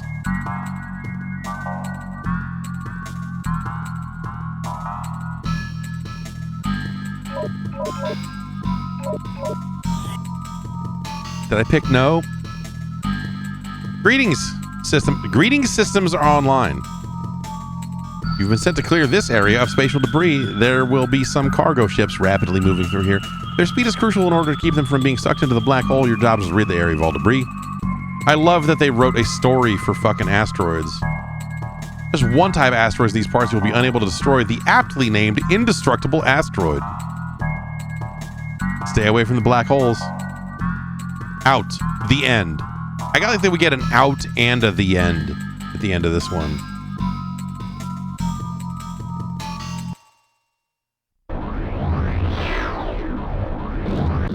Hey, idiot! Did you think the first world was too dark? Well, guess what? Are you fucking shitting me, dude? This is basically invisible.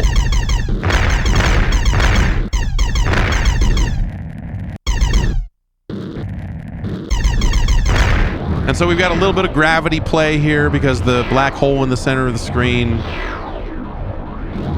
You know, again, very like Space War.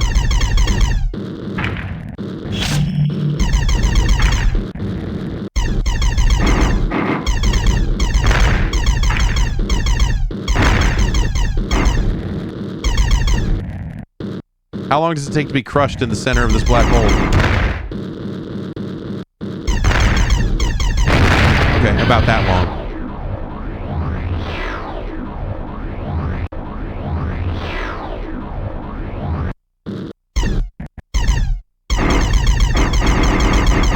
Just here's some more nondescript shit for you to shoot at on a screen too dark for you to see most of it. This is ridiculous. Let's play some classic Asteroids.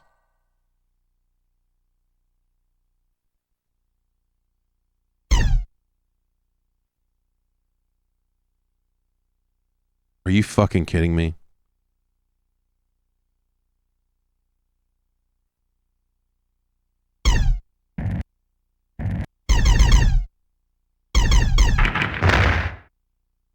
You couldn't use the... You didn't use any of the sound effects from the original game.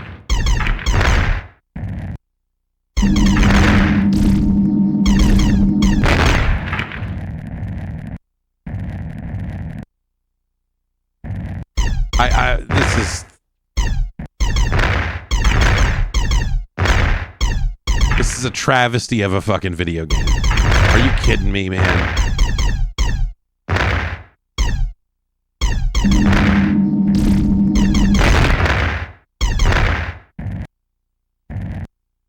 Disgusting.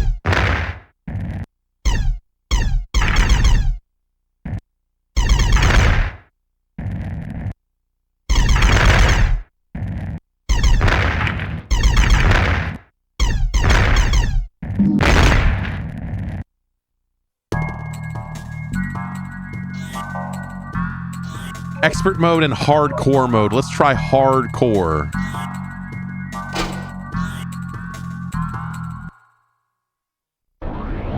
Because that's me.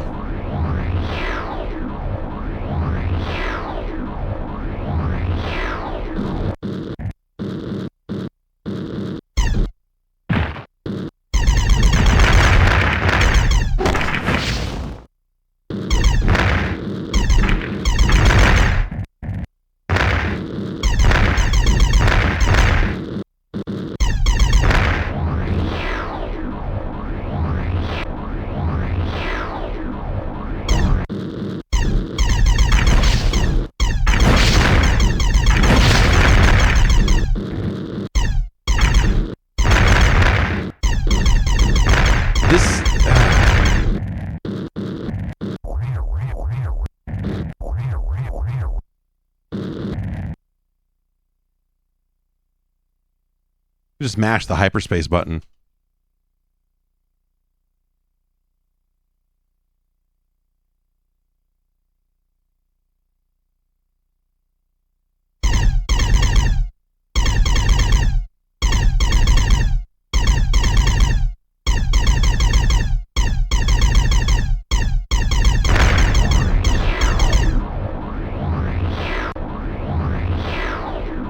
With all of these other, yeah, see, you'll just hyperspace into them and blow up. So, you know, hyperspace is not meant to be safe.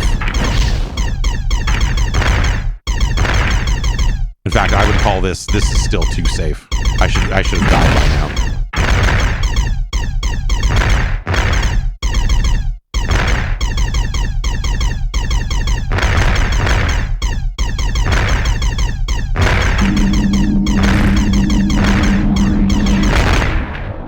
Dumb.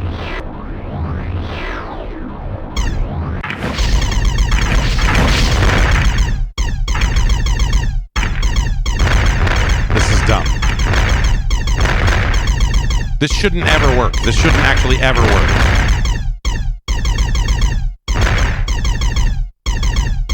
Like, it's already working too well. I assume it's something that will not work forever. But maybe I shouldn't give this game the benefit of the doubt there. But this shouldn't ever be a viable strategy.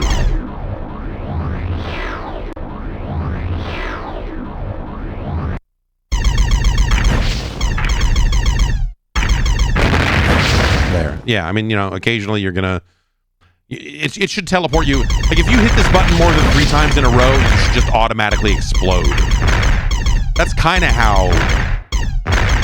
I guess that's more Defender's hyperspace. Like, if you used it too much, you just fucking blew up.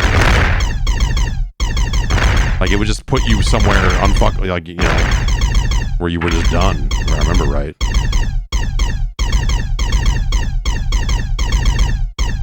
It's the worst. This is the worst.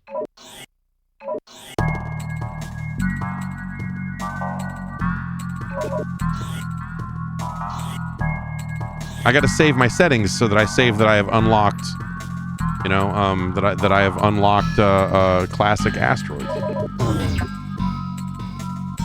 I wonder if it has classic Asteroids Deluxe.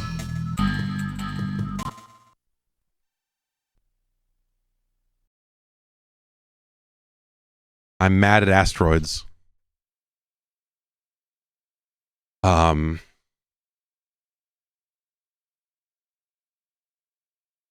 It's a real, you know, Asteroids is a very basic concept, and a lot of people have tried to iterate on it over the years. Some successfully, some not so successfully, usually by adding power-ups to it. You know, it's not unlike when Breakout became Arkanoid or whatever, right? You know, it's like, oh, we'll find a way to put some power-ups in it, and now it feels like a different thing. Blasteroids pretty much does that. Blasteroids is a great game. Forgotten game. It kind of came out late in an arcade era that was, you know, sort of dying, and so Blasteroids maybe doesn't quite get its due, though there were some home ports of it, I think. Q64 magazine gave Asteroids Hyper a 7 out of 10. Fans of the classic or of arcade action games in general will enjoy Asteroids Hyper 64. Gosh. Did I review this game? This seems like a game that I very well could have reviewed. But maybe we would have assigned this out. Maybe by this point I knew better. It says GameSpot staff. Okay, then that's probably not me. This is not my writing. Okay, I don't know who did this, but it ain't me.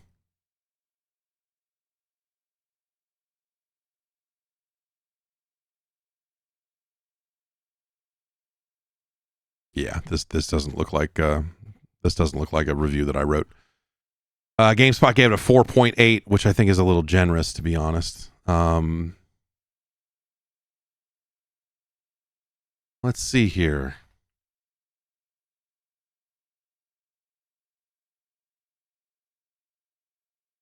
I think that this game is you would be better off playing Power Rangers Lightspeed Rescue.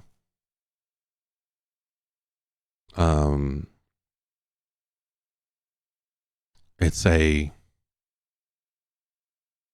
a real piece of shit. And it's a shame because, you know, I mean, okay, a couple of shames here. One, because this was a game that had to be shipped on cartridge and had like a very fixed cost of goods, I bet this game was probably like $50. It wasn't like some like, oh, you know, it wouldn't be until XBLA saved us for a brief period of time there by allowing people to sell games for $5 on a console that you would get console games priced at anything lower than, you know, full price, because everything had to be similar in price. You couldn't have a super budget priced game out there on a regular basis. So I bet that this was not a discount. This was not some like, oh, you get this for $1 and, you know, like whatever. But even at those prices, this is a pretty shitty fucking version of Asteroids. And the idea that they put Asteroids Classic in there, but didn't even It doesn't have any of the sound effects. Doesn't have any of the, it's a bad thing. It's a bad thing. All right, let's move on. Tim wanted to see this one. I don't have a. I'm not really sure what this is. I'm not really sure what this one is.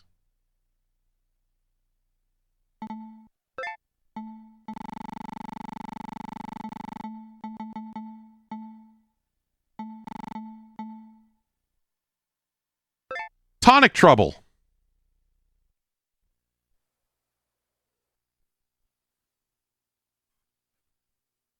From your friends at Ubisoft. Michelle Ancel, I believe, is at least partially responsible for this one.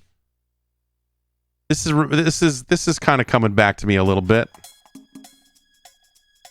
Okay, just right into a demo. Yeah, I figured it would be some kind of platformy, adventure-y sort of deal.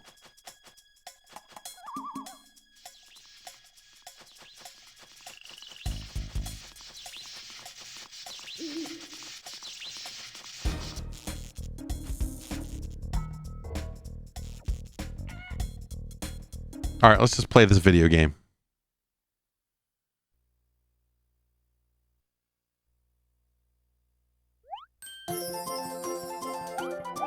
A lot of these games start halfway up.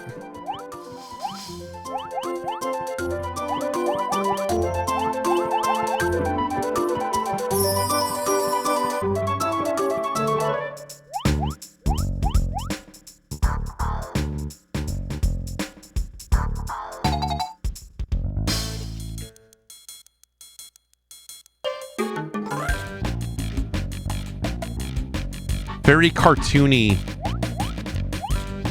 1 second static or dynamic. That's a very strange way to refer to your camera. Name the game. You know I did.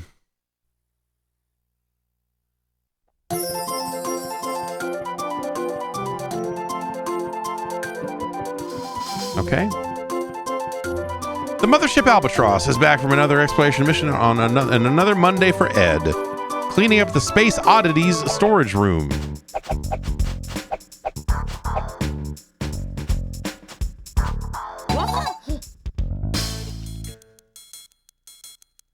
Now that's a space oddity.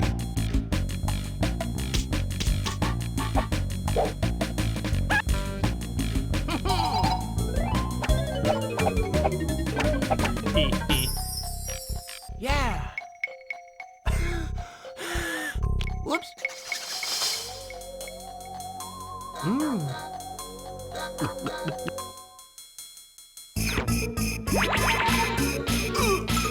Oh, okay, he threw up, and that made the screws fall out of that thing, and he dropped a can. He dropped. Okay, and then it got in. Oh, jeez. Ed, what have you done? The tonic is causing trouble.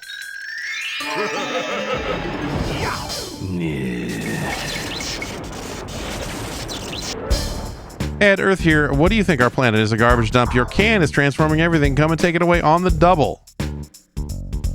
Once you're there, the doc will give you a can. Don't worry if he seems a little jumpy. His amazing inventions will be most useful. His daughter Susie will take you to him. Feel free to ask her for advice. She knows all you'll need to know and will answer any questions you have. Okay. But watch out for Groch. The can has fallen into his hands and made him all powerful. Stop him before he becomes ruler of the world. Keep an eye out for his associate, the pharmacist. What? He cooks up all sorts of genetic trouble and brews Groga from the contents of that can together with piggy methane. What, he's like a meth chef? Like, what the fuck? All right, Agent XYZ, leader of the resistance. This all happened fast.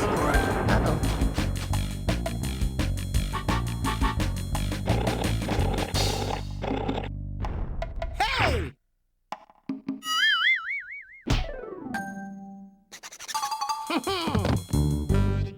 Ha ha!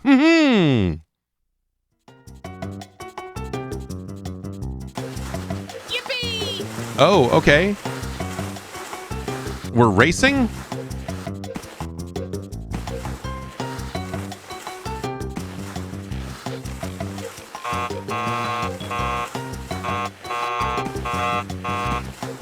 The C buttons just make a buzzing noise.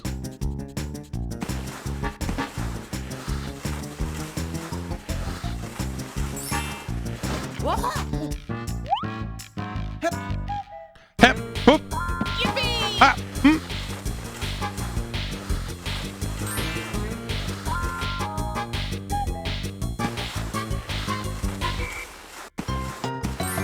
They told me there would be no load times.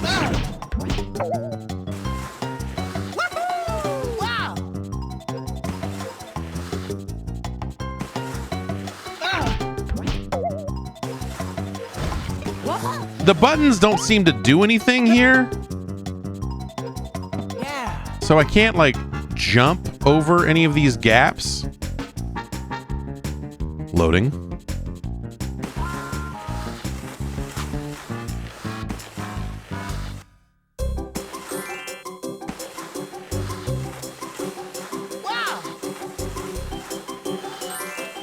What does this have to do with anything about it?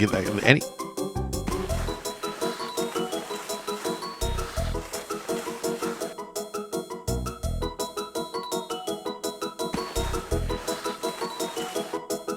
What do you think happens when I hit 135? Does it end, or is that just not? Do I not get the good time? Hep, hep, whoop.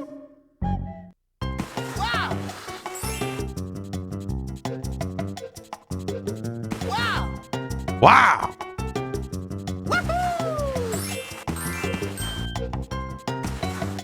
It's fun to do this when you can't really see very far in front of you. I think that's like a cool... It's like a cool way to do this. That make... Oh, my... okay, well, I missed that. Does that mean I'm just dead again? Okay, now we go.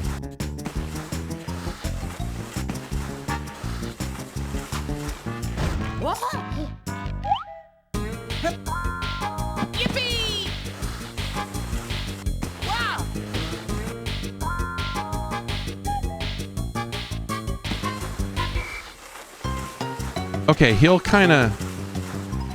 He leans forward when I hit the R button, so I wonder if that... Is that more of a... I was going to say, is that maybe like a sharp turn mechanic or something, but it doesn't seem like it.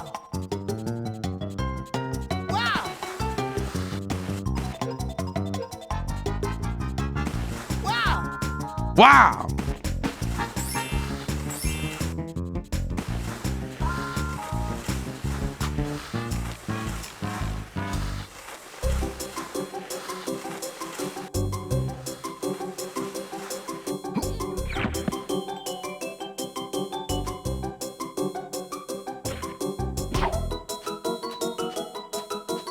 Okay. Just walking over to this thing. What the fuck is happening? Great. Okay. Yeah. You got sucked into the machine. Now what? Okay. I guess we made it through the fucking shitty racing game.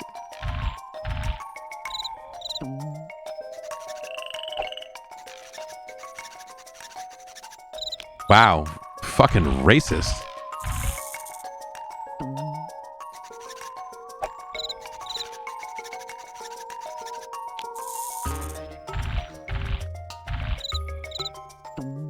He's a brilliant inventor. Okay, see ya. All right, now we can jump. We can hit Z to put the camera behind us. We can rotate the camera. We can get a first-person view of things. We can change the...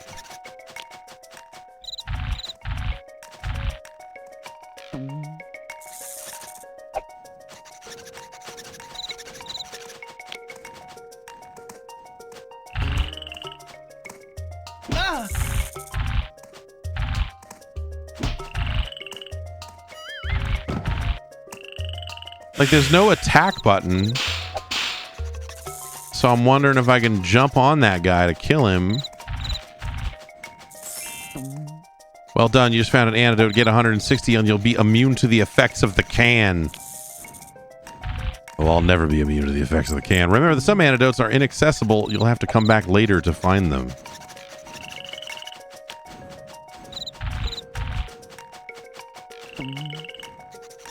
Like, none of these other buttons do anything other than camera shit. Oh, I can strafe.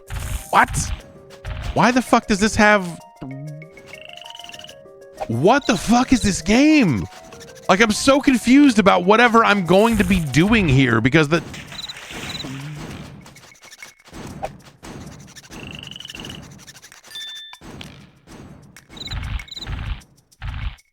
Okay. Oh, all right. Well, now we're underground.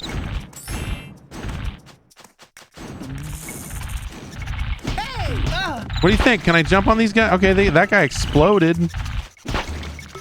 Oh, but he exploded because he hit the wall, not because I hit him.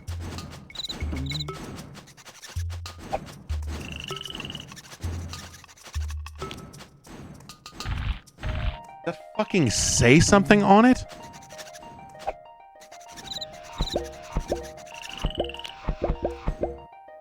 Doc's Cave, it looks like.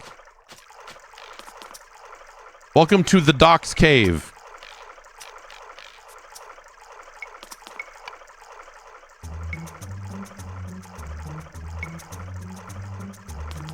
Now I figured that out. Thanks.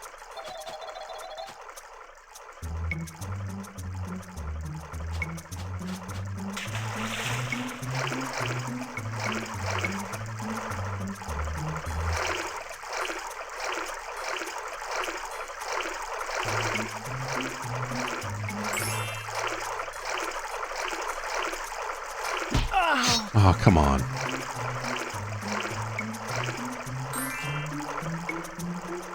Each time you get 10 thermometers, you get an extra life point in your life gauge. Of course, yeah.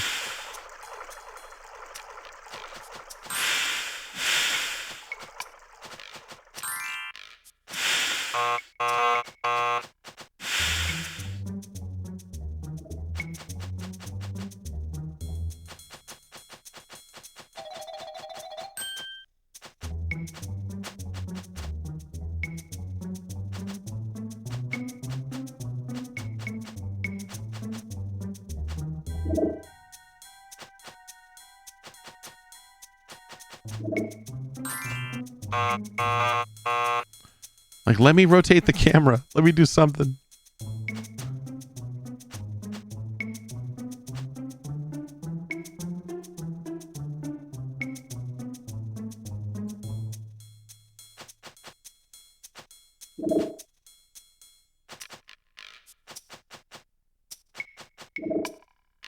Ugh.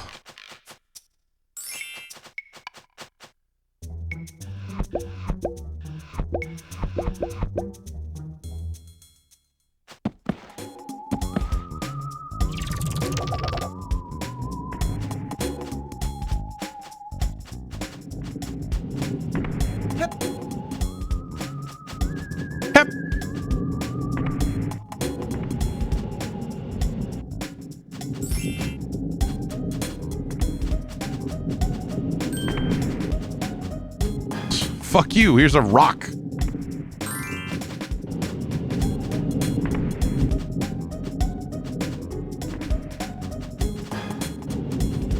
What is happening here?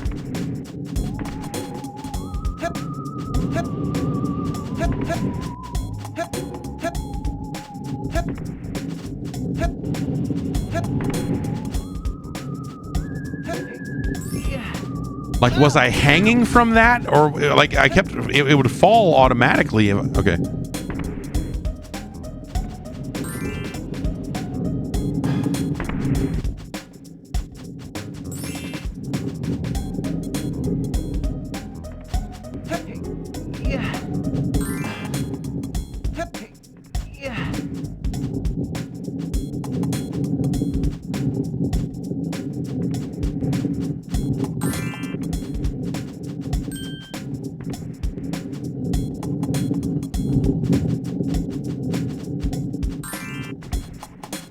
People used to play games like this. I don't.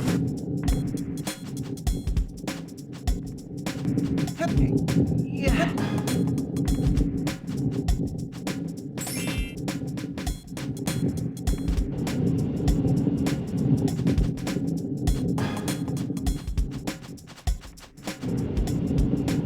Wow! Wow! Yeah.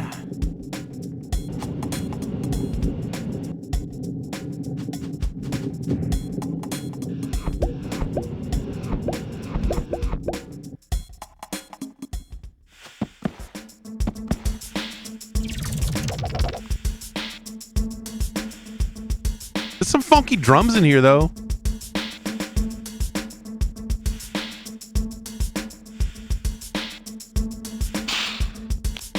Would I rather play this or Bubsy 4D? This.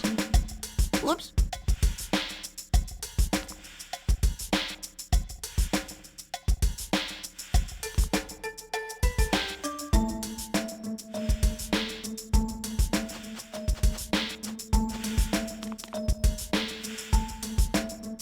The machine's broken.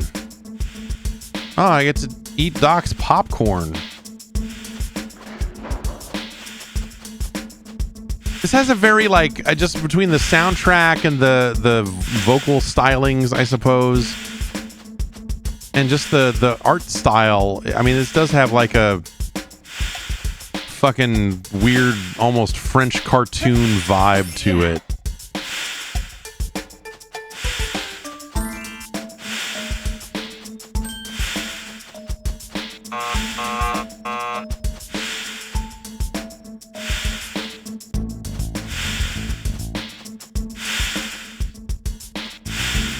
I have no button to do anything with. You want me to fix this machine? All I have is a jump button and camera controls. What the fuck do you expect me to do? Fucking what does the B button do in this motherfucking video game?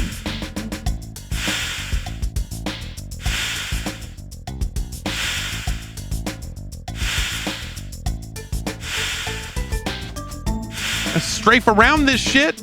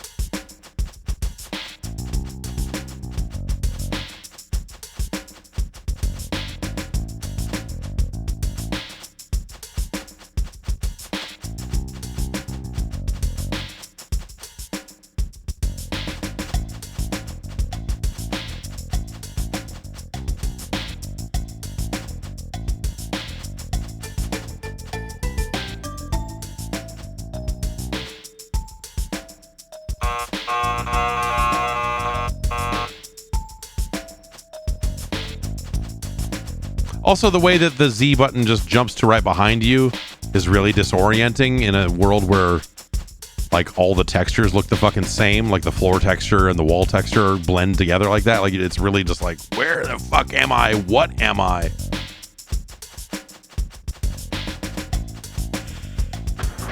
All right, well, we went up there and found something. That was good.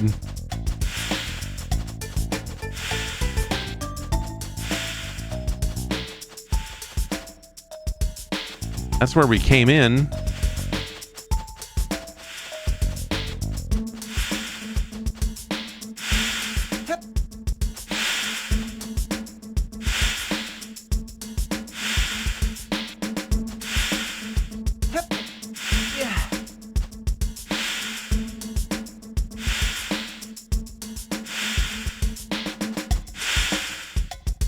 Okay.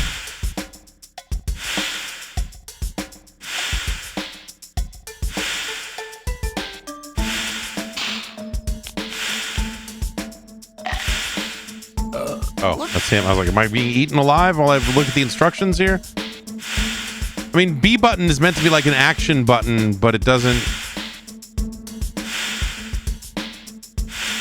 I don't have any actions to perform currently, so...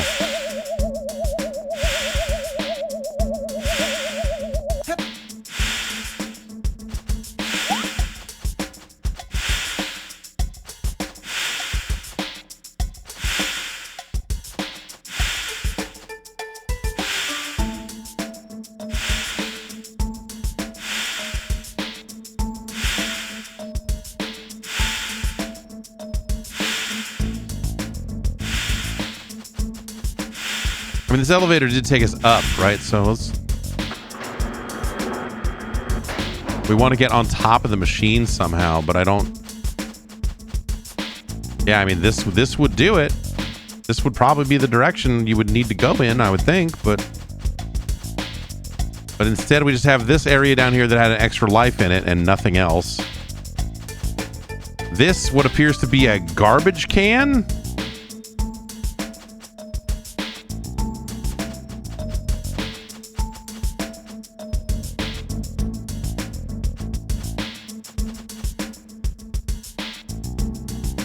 Or a popcorn machine.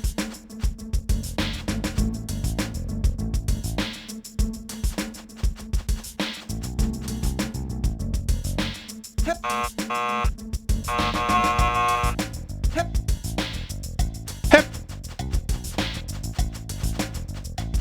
I can't. The B button does not do anything here. Standing on this does not make that door open.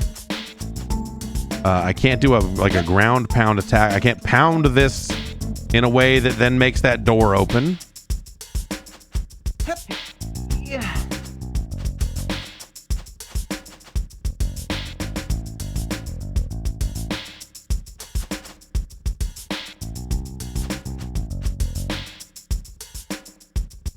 What the fuck?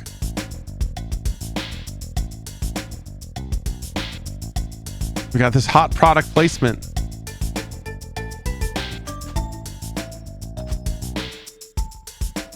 If I push the right button, he scratches his head.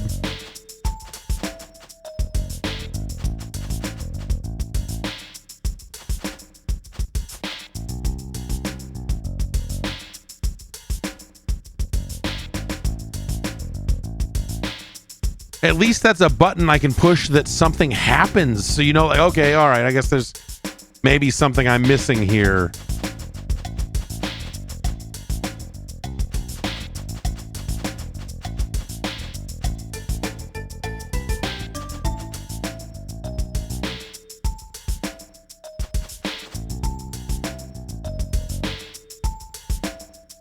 Great texture work. It's really good. It's really good.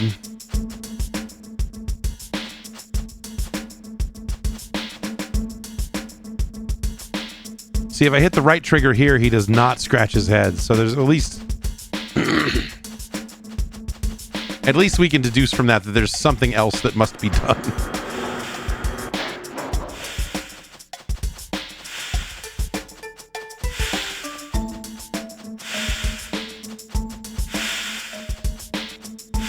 Okay, all right, well, now he magically started pushing that. He was not pushing it before. And I don't know why he's pushing it now.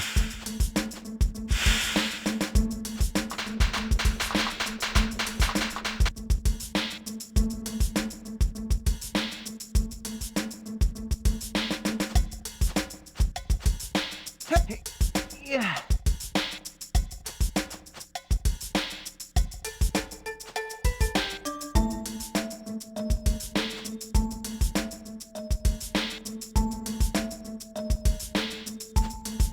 All right, did that maybe open this door up here? Maybe that opened the door up here.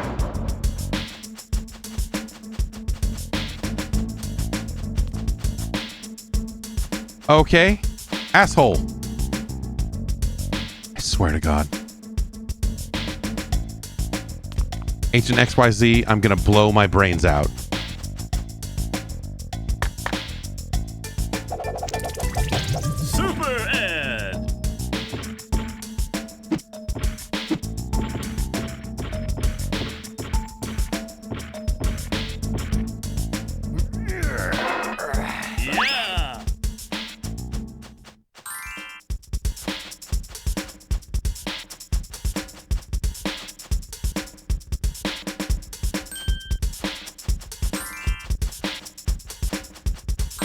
Look at this amazing feat of platforming I'm performing here with no danger. I like that they put some action-y music on for this bit.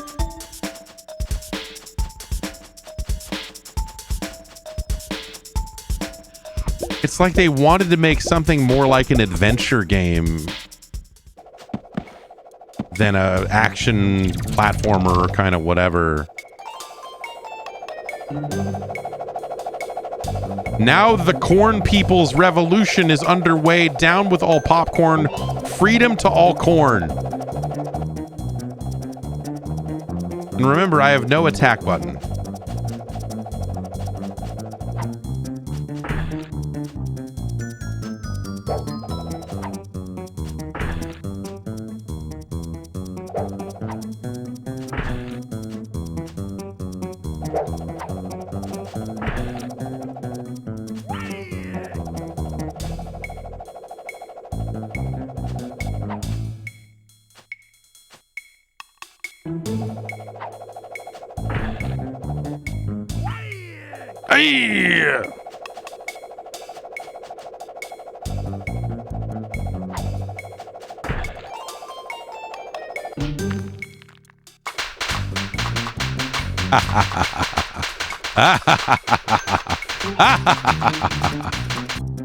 Now we've gone and done it. Wait, no, this is where we came in.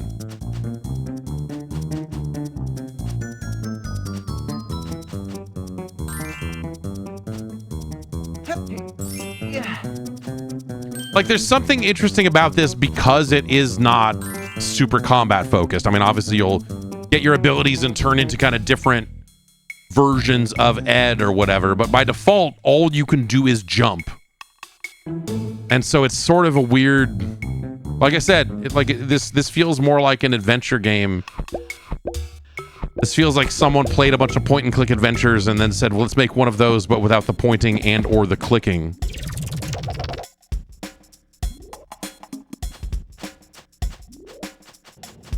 Or any of the jokes or fun or entertainment. And I can respect that. It's a very French way to make video games. Yeah.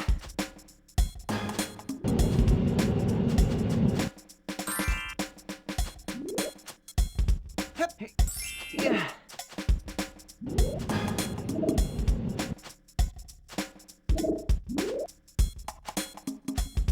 Do you think that was a situation where, like, hey, the N64 is really bad at drawing shit on screen in great quantities, so let's make these platforms not show up until you get close? What's this? Me, a robo suitcase, me programmed to eject strangers from cave. Naturally.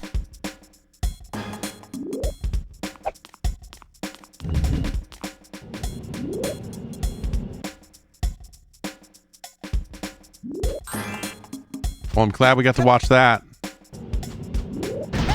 Hey. Yeah.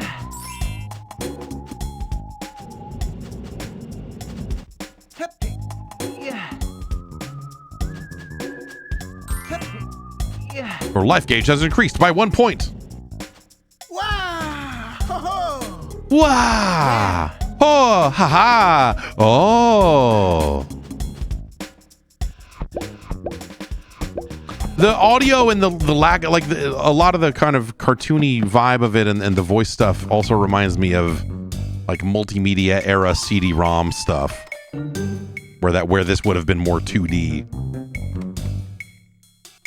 The Doc's toasters have gone crazy. Their toasts are burning hot. Remember to sidestep by keeping the Z button pressed down. That's right. I'm always ready to sidestep. What nightmare scenario are you sucking me into this time? Oh, I see. Well, wouldn't I just jump over that?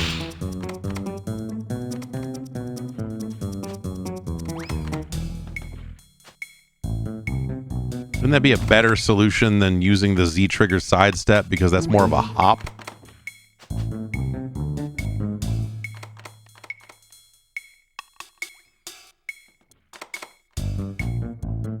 All right, I've defeated all 4 of you by jumping over the toast, and now we can go this way.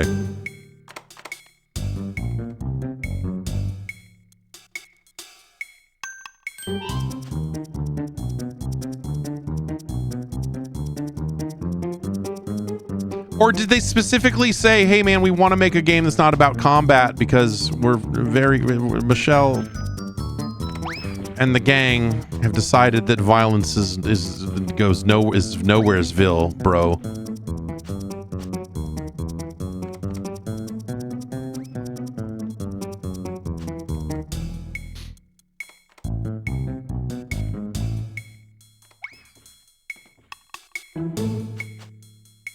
I mean, those aren't even coming close.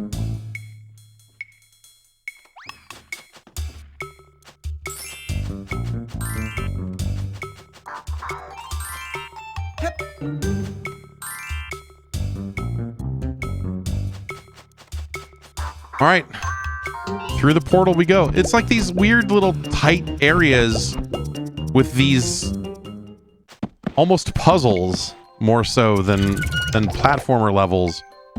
But it's like a series of small areas connected by these teleporters. And I don't even know what I'm looking at. Oh, it's this guy. Doc is great. Doc is all. Do not leave cave. No, Doc, not leave cave. Sorry. Okay, Doc's in there. The robo suitcase is holding him hostage.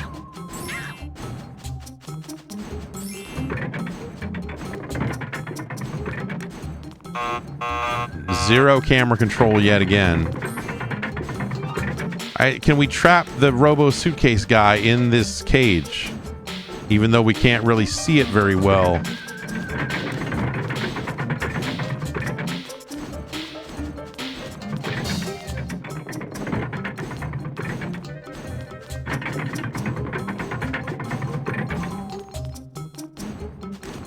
Who thought this was a good camera angle for this? Who thought this was any... What the... Oh, okay. I broke out of the... No, I didn't. I'll say by making it first person for a sec, I almost broke it, but... All right, what is this? It's some kind of cage. When we stand on this, cage go up. But not high. Certainly not high enough for me to trap that dude in there.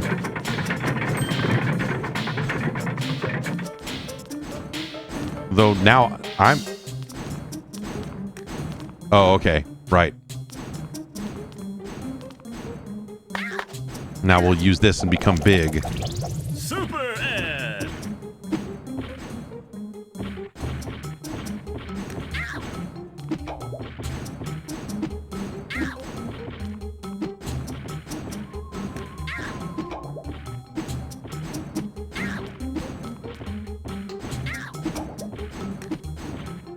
Well, this is getting us nowhere.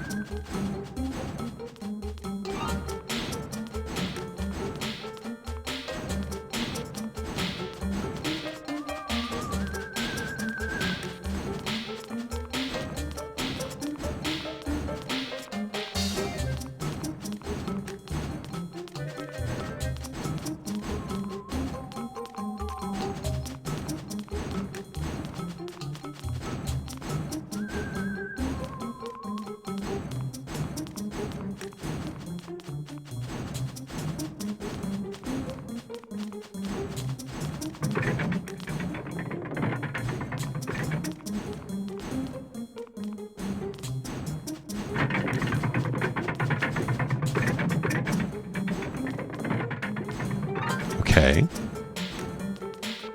Like, this doesn't look high enough for me to get under it at all.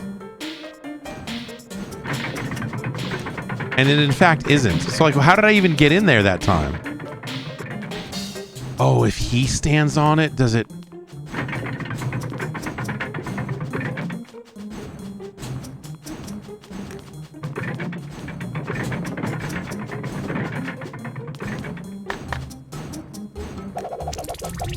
Super Ed! Did I really just need to hit him one more time? God, dude. Yippee! Yeah. Okay, I got a stick. Oh, look at that! The B button does something now! It attacks at a mere 4 frames a second. I've got an air attack. He makes inappropriate noises. Okay, the stick is your first weapon. To hit with the stick, press the B button. Start mechanisms with your stick by standing in front of them and pressing the R. To open doors with a stick, stand in front of a notch and press the R button. Then tip the control stick to the right. What the fuck? Why would you do any of this? In front of a notch? Okay, here's our notch. B button. No, R button. And then we tilt to the right. Sure.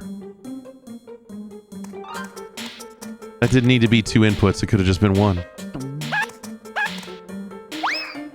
We freed the doc, and he's very happy about it. Are you... Free. Great nuts and bolts. I'm free. Looks like my toasters and Robo Suitcase need a little fine tuning, but I'll see to that later. Let's get out of here. Quickly. Got a score to settle with the grow. Great. Yes, we want to get the can back. We need to collect the can. Needless to say that without my help, you're wasting your time. Unfortunately, Groh and his henchmen have raided my workshop and hidden all the parts. If you can find some for me, maybe I could build a machine to fire you into Cross headquarters.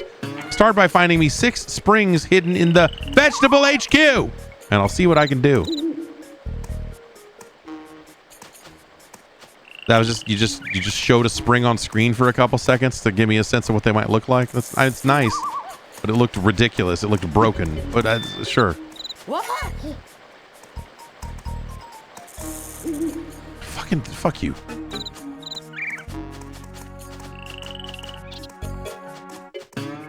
What is this? Is so. It's not a great looking. Look at this. Look at this.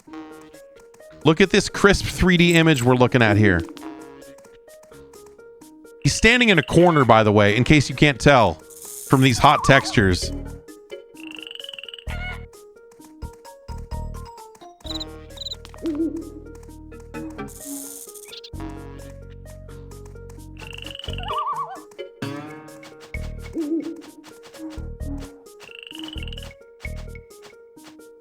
Good camera there. Get a good look at everything. Okay.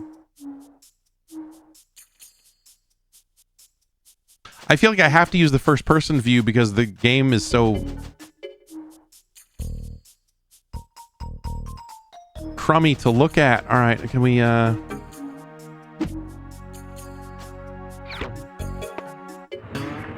Oh. Yeah.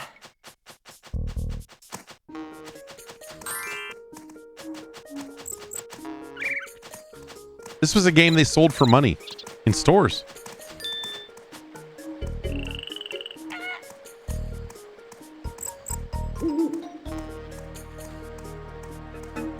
Okay.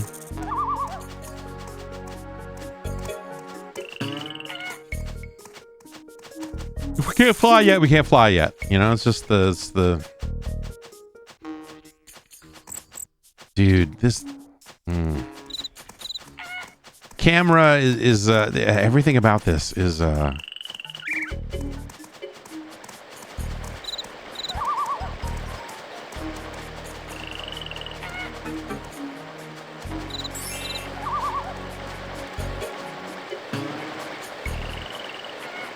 waterfall appears to be going up. Can I ride it up? No, of course not. That would be way too interesting. No, leave me alone. I know. I didn't want to talk to you. Stop walking around. You motherfucker.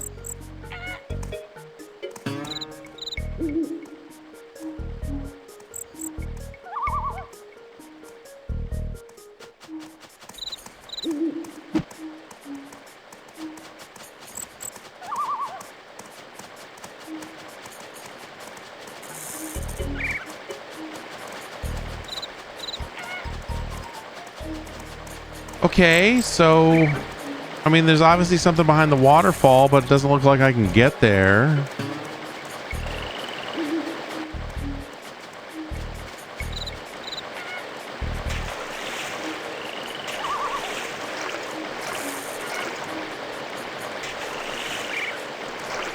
Swimming doesn't seem to be an option.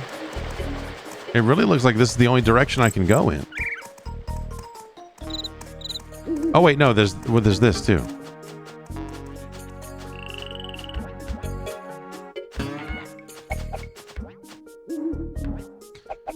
Through this passage, you'll find your mention of the dock, access to the canyon, and the pressure cooker. I'm glad this sign could tell me what was in that room because no one there bothered to say. There's stuff in here with me, but the camera's never going to show it to me.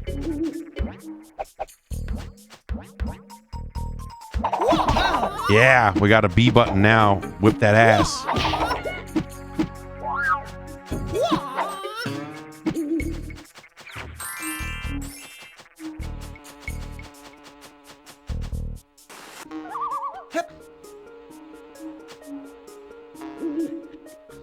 The dreaded vegetable HQ, home of the killer vegetables. Well, that's supposedly where I'm supposed. No, I'm trying to jump, not read your stupid sign.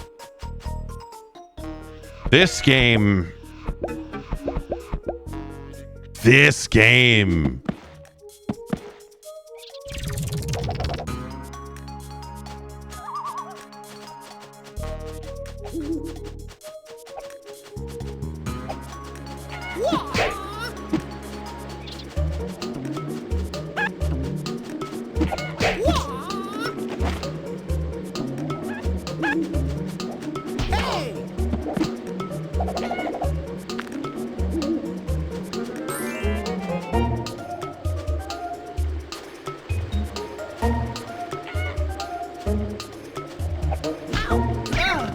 What the?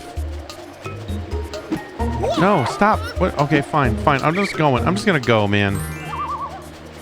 I don't want trouble. I just want to go to the vegetables HQ. I want to find 6 springs.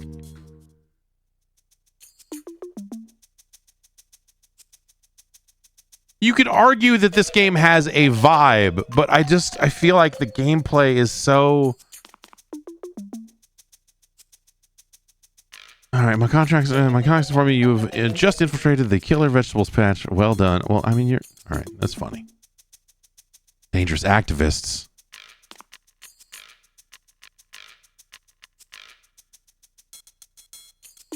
Oh, the vegetables have turned evil.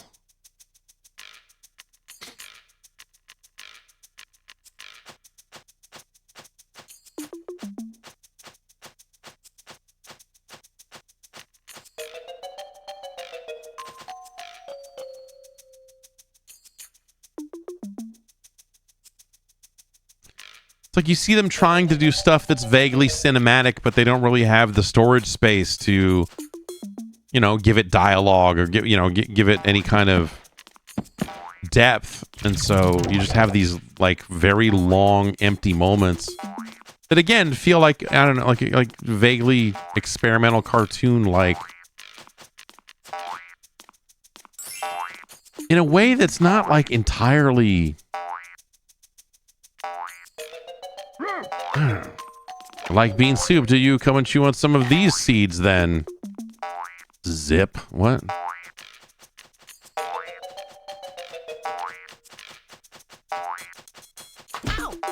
Oh, okay.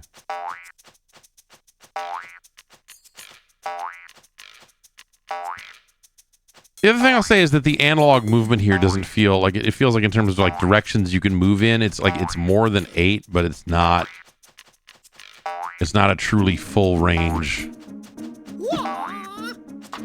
Okay, apparently I can't hit these. I just have to keep moving.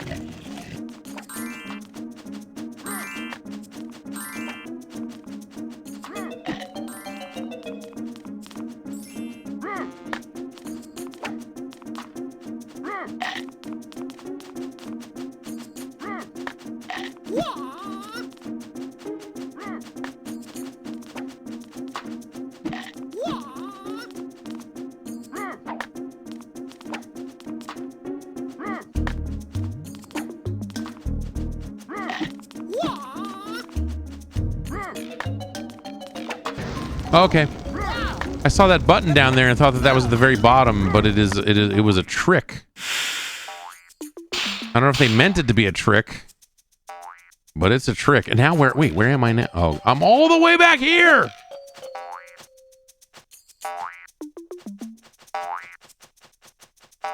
I guess it's not that far back.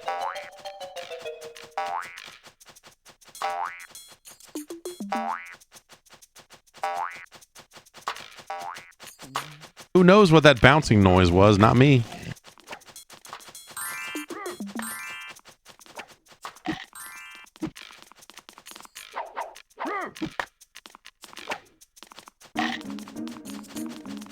So what? Okay, wait. What am I?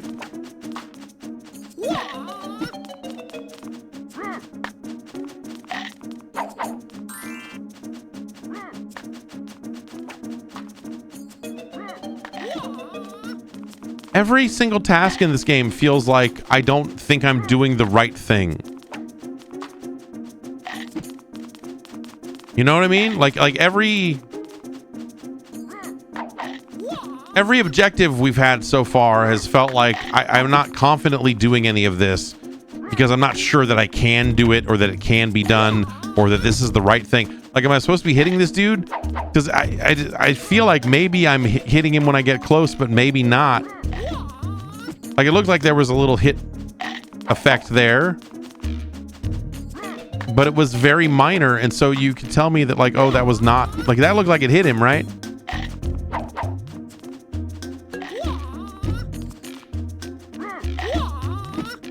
Or do I need to figure out the right way to jump into this hole and hit what looks to be a button down there?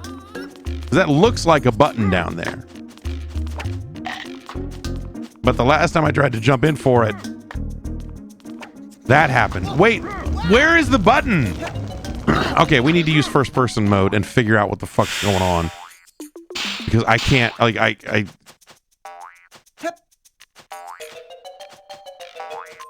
like, the perspective on it doesn't make any sense to me.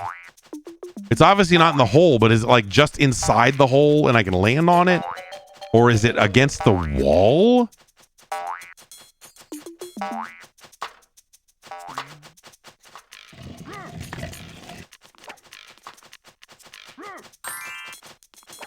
Is it something I can just walk like here and okay.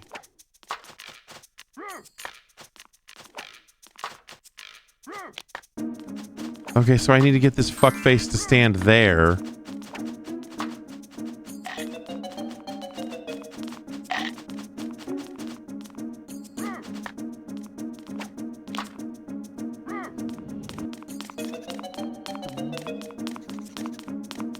See what I mean? Like, they didn't really want to make a combat game. Like,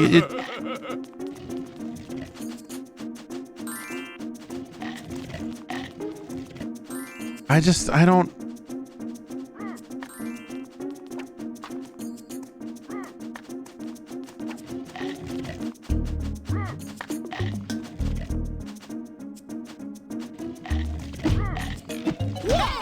All right, this guy I can hit. It made a noise and everything. But the range on it is really awkward too. Like, the attacks feel really bad. What the shit is happening here, dude? There. Hey, Ketchup, I'm no bowling pin. It's really great dialogue. Across the board.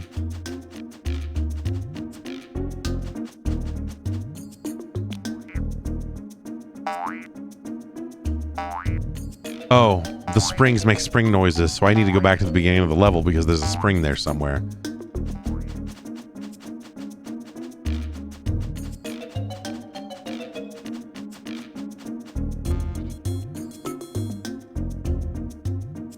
Where did that spring go exactly?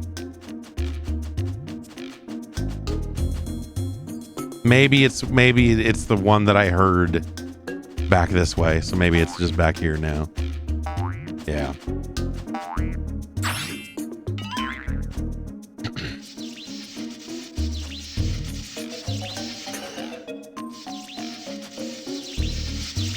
Okay, so if I stand in the middle, it moves. I can move off the middle to make it stop. We're gaming.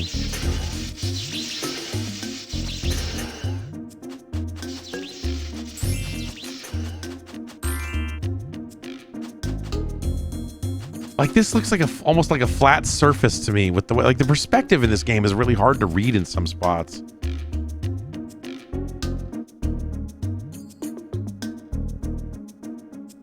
It's like a painting. I don't know. A very ugly painting.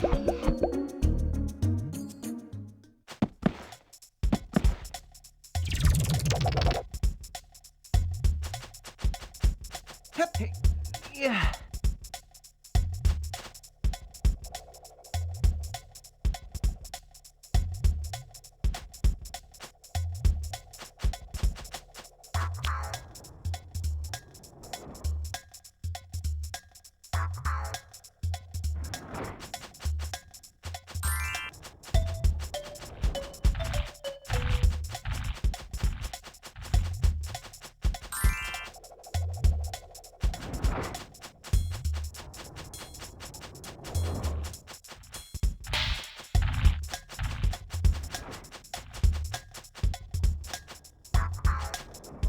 Bow.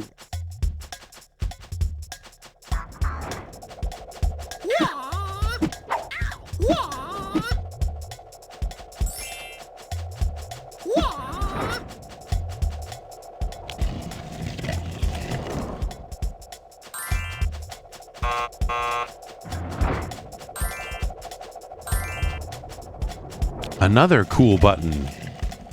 This is fun we're having. Yes?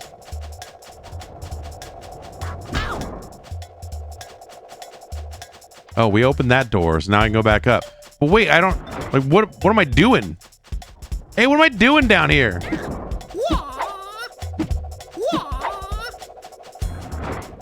Do I need to kill these guys to get a spring? That feels like that would be somewhat against what this game has been about, but I don't know anymore. I just don't know anymore, man.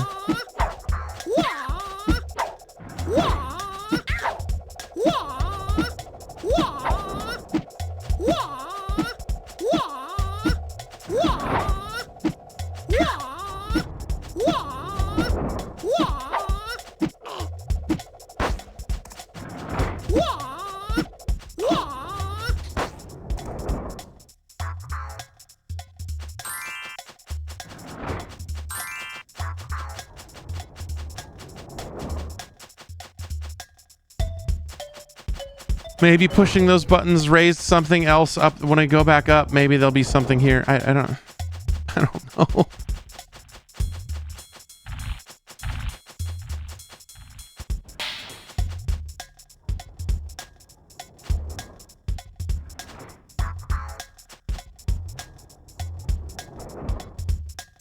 Can't go there until we can fly.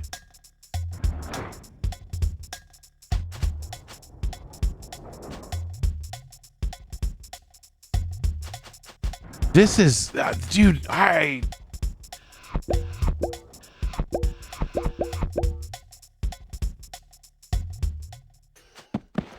don't know what to make of this game. They're trying stuff. Like, I'll at least say that, but like, I just don't. Okay, maybe we keep going. Okay. Oh, okay. That was not even necessarily the area that we were supposed to be in, I guess, because we could go this way.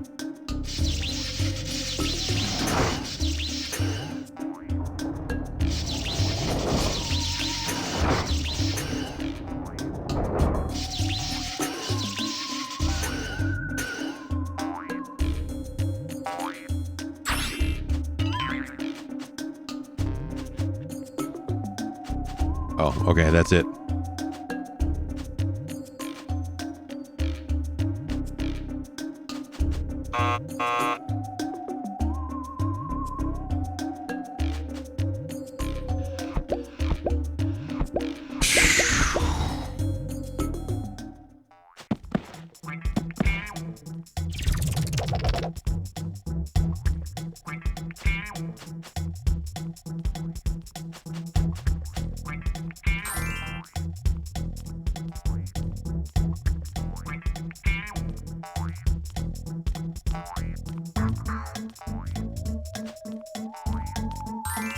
Like, you really have to pay attention to the environment and really look around, because there's just, the camera is so bad, and there's already been 2 or so cases of buttons that were on a wall that you couldn't see unless you just happened to rotate the camera just the right way, you know. And that's like it's terrible. Like, that aspect of this is really ridiculous.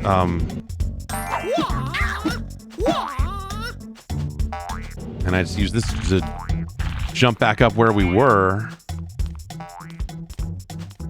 But there is a spring in here somewhere, according to the sound of the spring.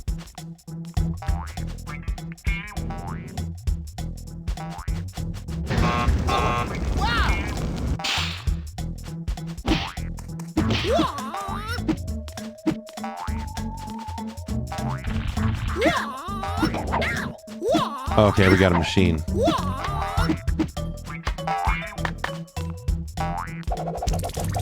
Super Ed. This is what eating Newman's own popcorn does. I don't know if you know that, but this happens in real life too.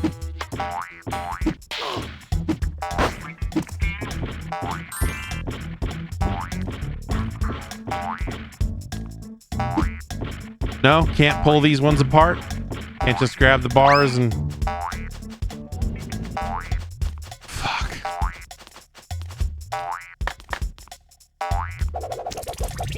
Super Ed.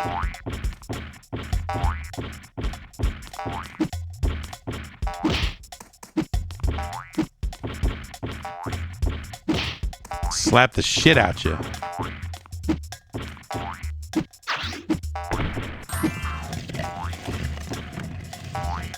Okay, combat. Opened a door. Like The Legend of Zelda. Why is this here? Why did you put this here? Does everything mean something, or does nothing mean anything? I hear a spring, but it sounds like it's coming from the other side of this wall. Oh, it's up there. I can't fly, though, so I probably can't get that. No, I have to be able to... I mean, either I'm about... Oh, wait, what's this do? Does this thing move? It looks like it had weird parts on it or something when we were standing on it. So let's go look at this some more and then turn this game off and stop thinking about it.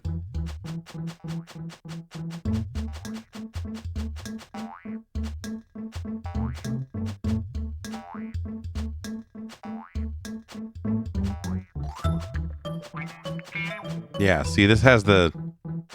Oh, okay, is this a spot for my thing?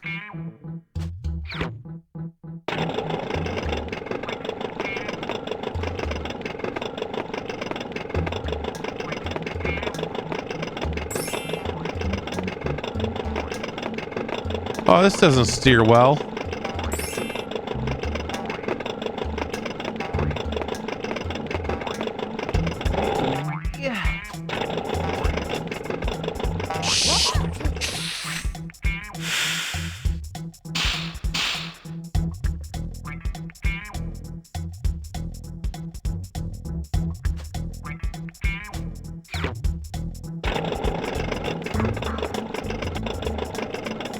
Dude.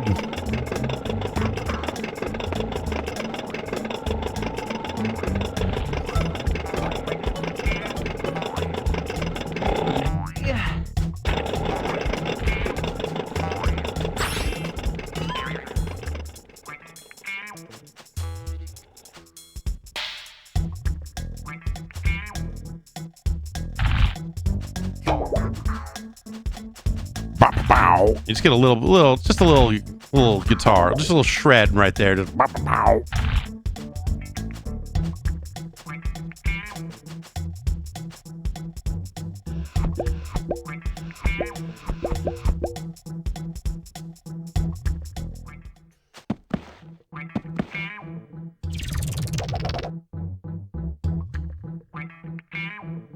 No, this is the only thing that's through here. So there's no reason to go back. Right? I mean, yeah, there's really nothing. I mean, I can't.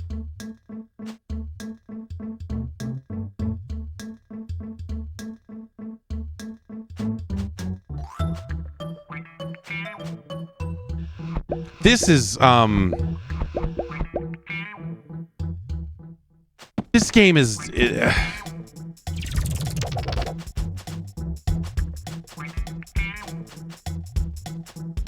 oh, okay, right.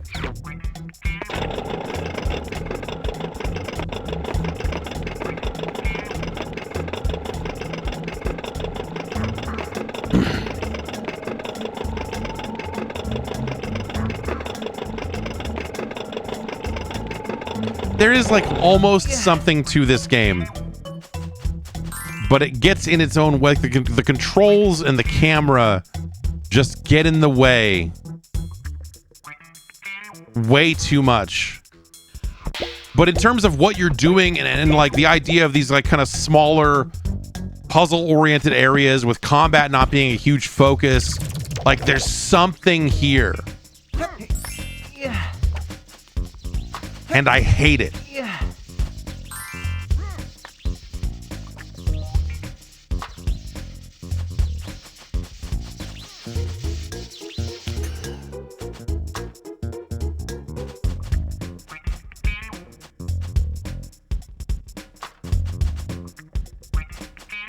Oh, this camera, I want to die.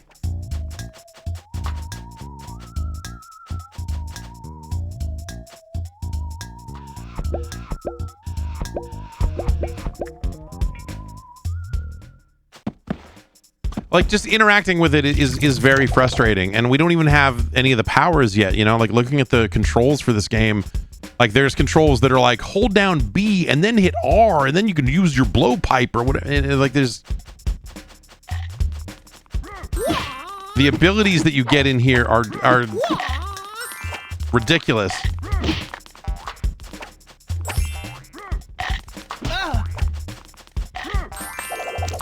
Super Ed! Yeah! That wasn't me really turning into Super Ed. That was just for show because I had gotten enough thermometers to have a bigger life meter.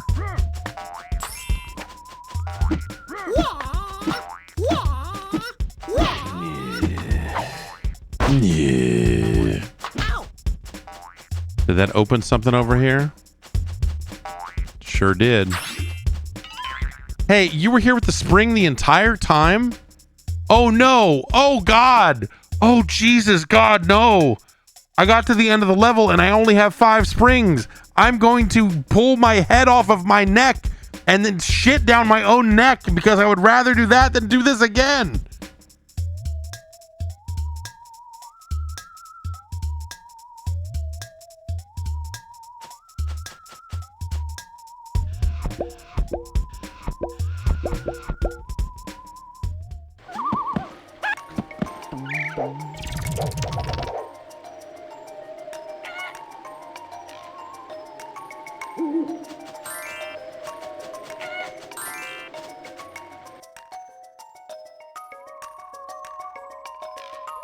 Map.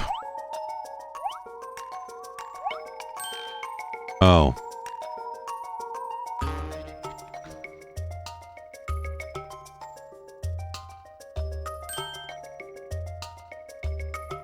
Details.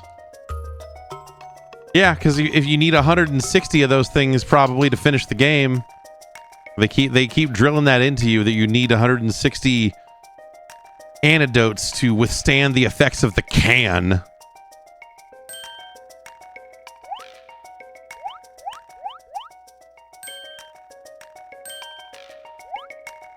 Really not noticing a save game option in this menu. Really not seeing any kind of option to save my game.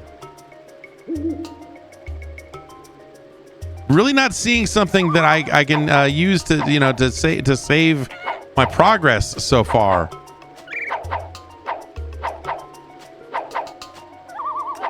Look at the trails he leaves when he moves. I don't think that helps the game in general. I don't know. I guess it, you know, makes you stand out a little bit more against the background, which you need a little bit of that. But like this is like I'm fucking tripping.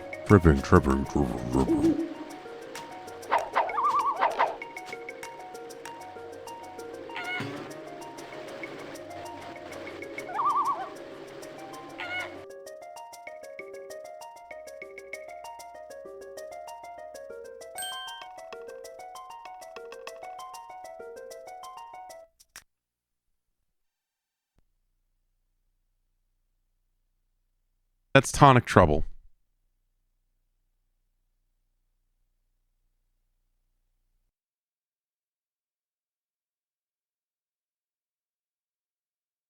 Man.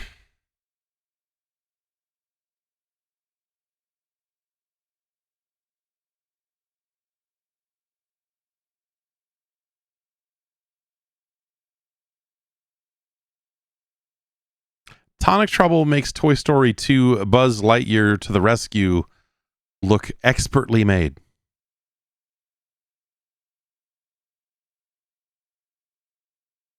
How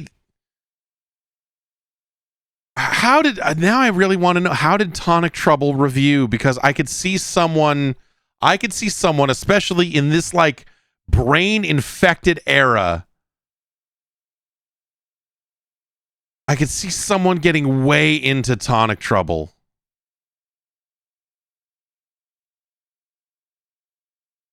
Ben Stahl reviewed this. All right, Ben. Reb Rawls himself. 3 out of 10. That's about right. If this game is remembered at all, it will be as the game that's not Rayman 2. Yeah. Ben, I'd like to apologize for making you review Tonic Trouble. Deserve better.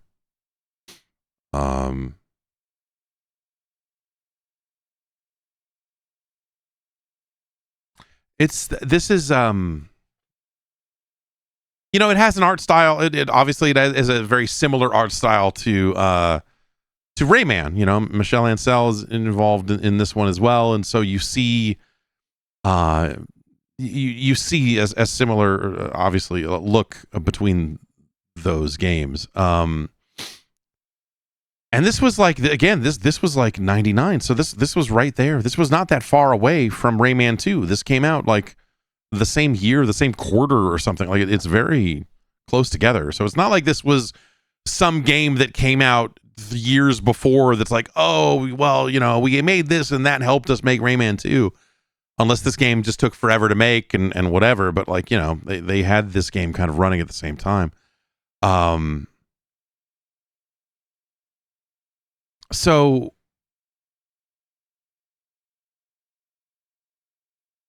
there is something to this.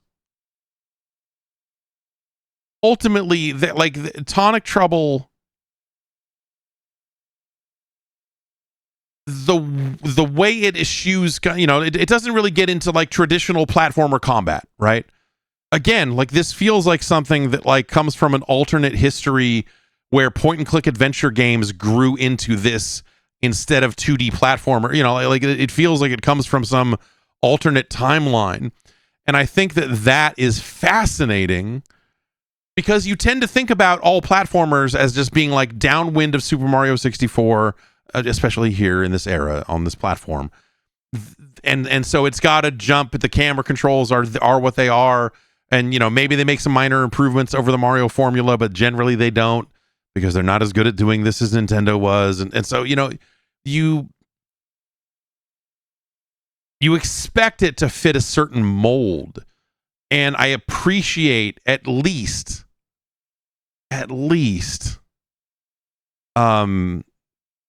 like you can see a different style of game here. Fawful says this interview about it says Ancel was inspired by Day of the Tentacle and a link to the past for this. All right. But yeah, like you see some amount of like adventure game concept, like again, you know, it's not a combat focused game.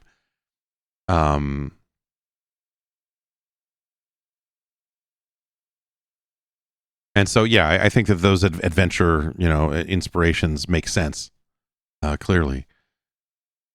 But this is the camera is a mess. The solutions to the puzzles in some cases rely on objects that are difficult to see because of how bad the camera is, you know.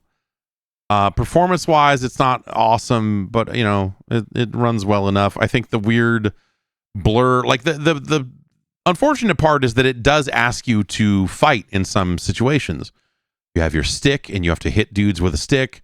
but like the range on the stick is never really clear. The interactions with enemies, whether you're hitting them effectively or not, are sometimes not as clear as they could have been. And that just kind of makes it a bad time. Like, if this game was executed better, which I guess you could say about damn near anything, but ultimately, if this concept was better in a couple of minor ways, camera control and just like range on combat and, you know, better shadows or something to let you know here on the floor, here's where this guy is, or whatever. These are things that I think would have made this game at least playable. It wouldn't have necessarily made a great video game, but again, you think about this stuff, it's like, okay, they took these kind of tight, small areas, and they're somewhat puzzle focused. I mean, they're platformy puzzles at the end of the day. You know, you're not fucking doing item jokes or whatever, but like, in some ways, if you really want to go down a fucking weird road with me for a minute, this game is like Portal, you know? It's like these small test chamber-like sequences of like, okay, we're presenting you with this issue, and now solve it. And then you find the teleporter, and then you go to the next one, and you do it again, and so on and so forth. Like all of these areas are relatively small, and you'd have to figure out, you know, to its credit, like you're figuring out something slightly different every time. At least in the early game, right? I'm sure that I would not be shocked if it runs out of ideas before its runtime is complete. So, like, I think that is interesting for an N64 platformer. And of course, the Paul Newman product integration is always welcome. Ubisoft had a whole division devoted to in-game ads. I assume that it was going at this time, but this was 99. I guess this wouldn't have been too far off from the days when they had AM PM hot dog ads inside of Trackmania. Oh, this would have been before they bought Nadeo, so no, maybe. But Ubisoft had, like, there was Splinter Cell. One of the Splinter Cell games had a bunch of it too. And so everyone was trying it then. And these days it sounds like that we're trying to do it all over again. So we'll see. Maybe Newman's Own makes its way back into video games sometime in the future. This game is better than Asteroids Hyper 64. Is this game better or worse than Power Rangers Lightspeed Rescue? God damn. It's better because there's an ambition here. It's better because, like, there's something to this that at least you can talk about. I don't think you should play it. I would never say, oh man, you need to see Tonic Trouble, but I would say it's interesting that Tonic Trouble tried to do some stuff outside of the kind of action game norm. And they tried to have something of an art style to it. I think that doesn't work out on the N64, largely because the textures are so blurry and blend together that sometimes you can't tell a difference between the floor and the wall, which is, you know, not a place that you ever want to be. This game is not as good as Toy Story 2. Buzz Lightyear to the rescue. So it is our new number 5. Tonic Trouble, dude. I remember, you know, obviously, like, seeing the character and like, you know, when I thought of when Tonic Trouble was suggested by Tim, I thought, oh, that's that weird dude, and I was like, is that Rocket? There's that Rocket on wheels or whatever the fuck. But I did not know that this was a game that Michel Ancel touched. So like, that's interesting, if nothing else.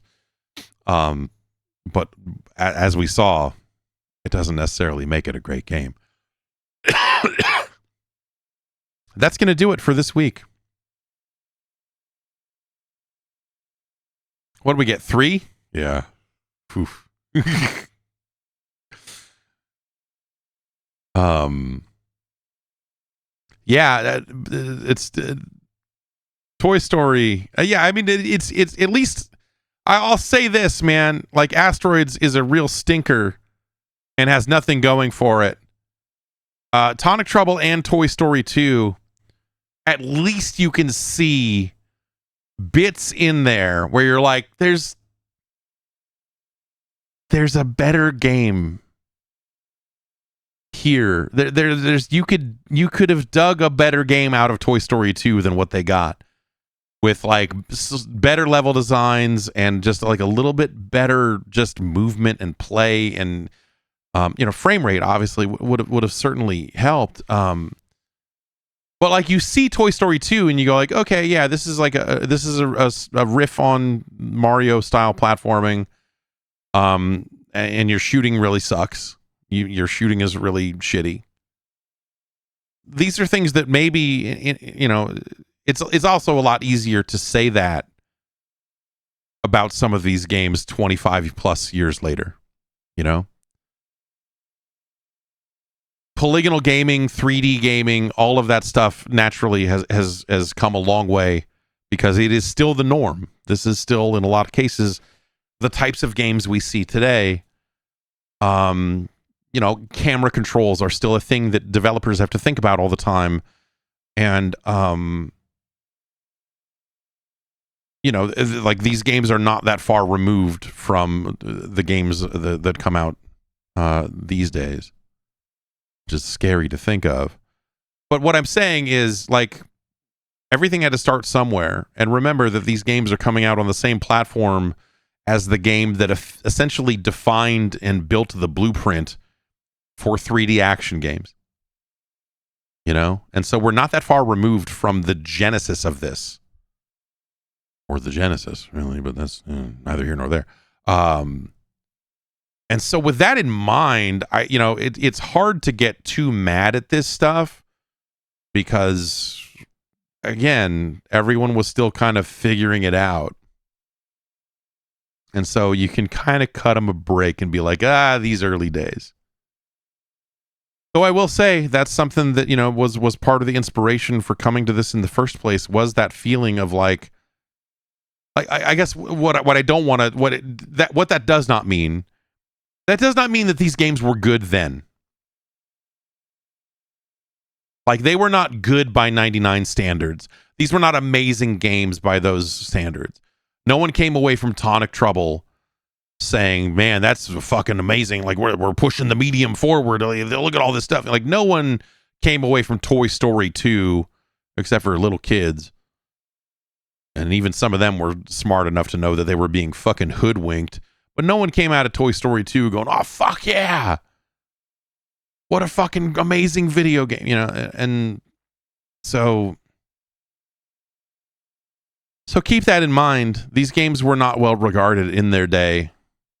But at least now, with the benefit of hindsight, we can look upon them and say, you know what? Yes, these games are bad, but at least you see areas where they hadn't figured it out yet. And they're trying to figure it out. They're trying to do stuff. There's little bits and pieces of ambition locked away in some of these games already. And hopefully that stays true, because I think that'll be the thing that makes this an interesting journey, is kind of picking some of that stuff out of some of these mostly forgotten video games. We'll be back next week with more. Remember, if you become an advisor over at Jeff.Zone, you can suggest games for the list, and we'll get them on there. A lot of people want to see Mission Impossible, so maybe we'll take a look at that next week. Is it bad that I hear the name Mission Impossible go like, oh, I don't know if we want to play all the good games up front? I don't remember that Mission Impossible game actually being good, but yeah, maybe we'll put that on the list for next week, and maybe we'll dip into some football. I don't know. Maybe we'll dip into some sports and see how all that goes. Along with I don't know. We still have a few other games on the list that we did not get to. Mike wanted to see Transformers Beast Wars Transmetals. And I want to see Namco Museum 64. So, come back next Friday. We will continue the journey together. And I will see you then.